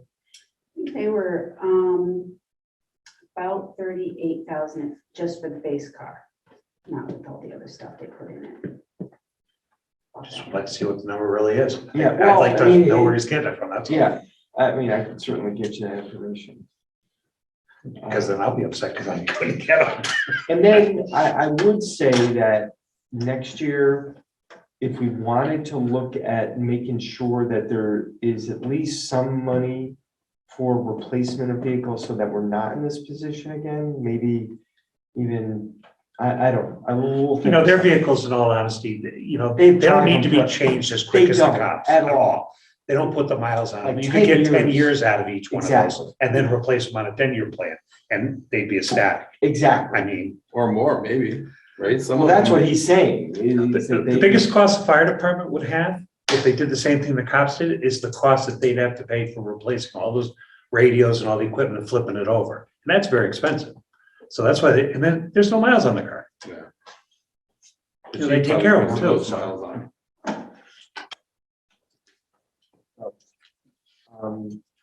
Is there, So you want to make a is there motion? any particular objection to it? Let me ask you that. If they have their money in the budget, As long as they don't go over that. I'm fine with it. How about you guys? That's good. I think it's the right thing. Make a motion to approve, right? Is that Well, what you it's mean? not a You don't motion, need to. it's not It's even in their an budget. agenda item. General consensus. Yeah, but if there was a strong objection, I would say, no. And I just was uncomfortable saying do it, he's a good company. And I really I thought this board should be advised of it at the very least. Is there any other area where we could go to subcontracting services like the police department, Well, you have to be careful and not run afoul of union contracts. That's really the issue. they had no problem with it? They had a big problem with it. That was, all right, I'll talk to you some other time, because contract's not ratified. It was Yeah, a very don't open that. difficult item to negotiate, I will say that. Very difficult. Even with those two employees gone, even with the employees retired. Because originally my proposal, I don't want to get too far into it. Forget it. Yeah, Getting late. Yeah, don't. well, it's getting late and It's too late. it's not a ratified contract, so. Does anybody have any liaison reports? No, but we gotta get our people to remember to use their liaisons. It would have been nice to know about this before it came to the board. Oh, They don't use their liaisons like they're supposed to. Tom will be going up to see the furnace. ha, But it's not installed yet. You Say only hi got to it. it for me. You just paid for it. It's not installed yet, right? I think they're. oh, it's installed. Oh, is it installed? Yeah, Oh, they it's definitely yippee. did. You'll have to go look at it. I'll take a selfie with you. Okay, do we have any comments from board members? Does anybody have anything to want to say? Okay, I would say public comment, but there's nobody here and there's nobody there, so we will move on to comments from the chair. I have none. Do I have a motion to adjourn? So moved. Second. All those in favor? I- Please stand adjourned.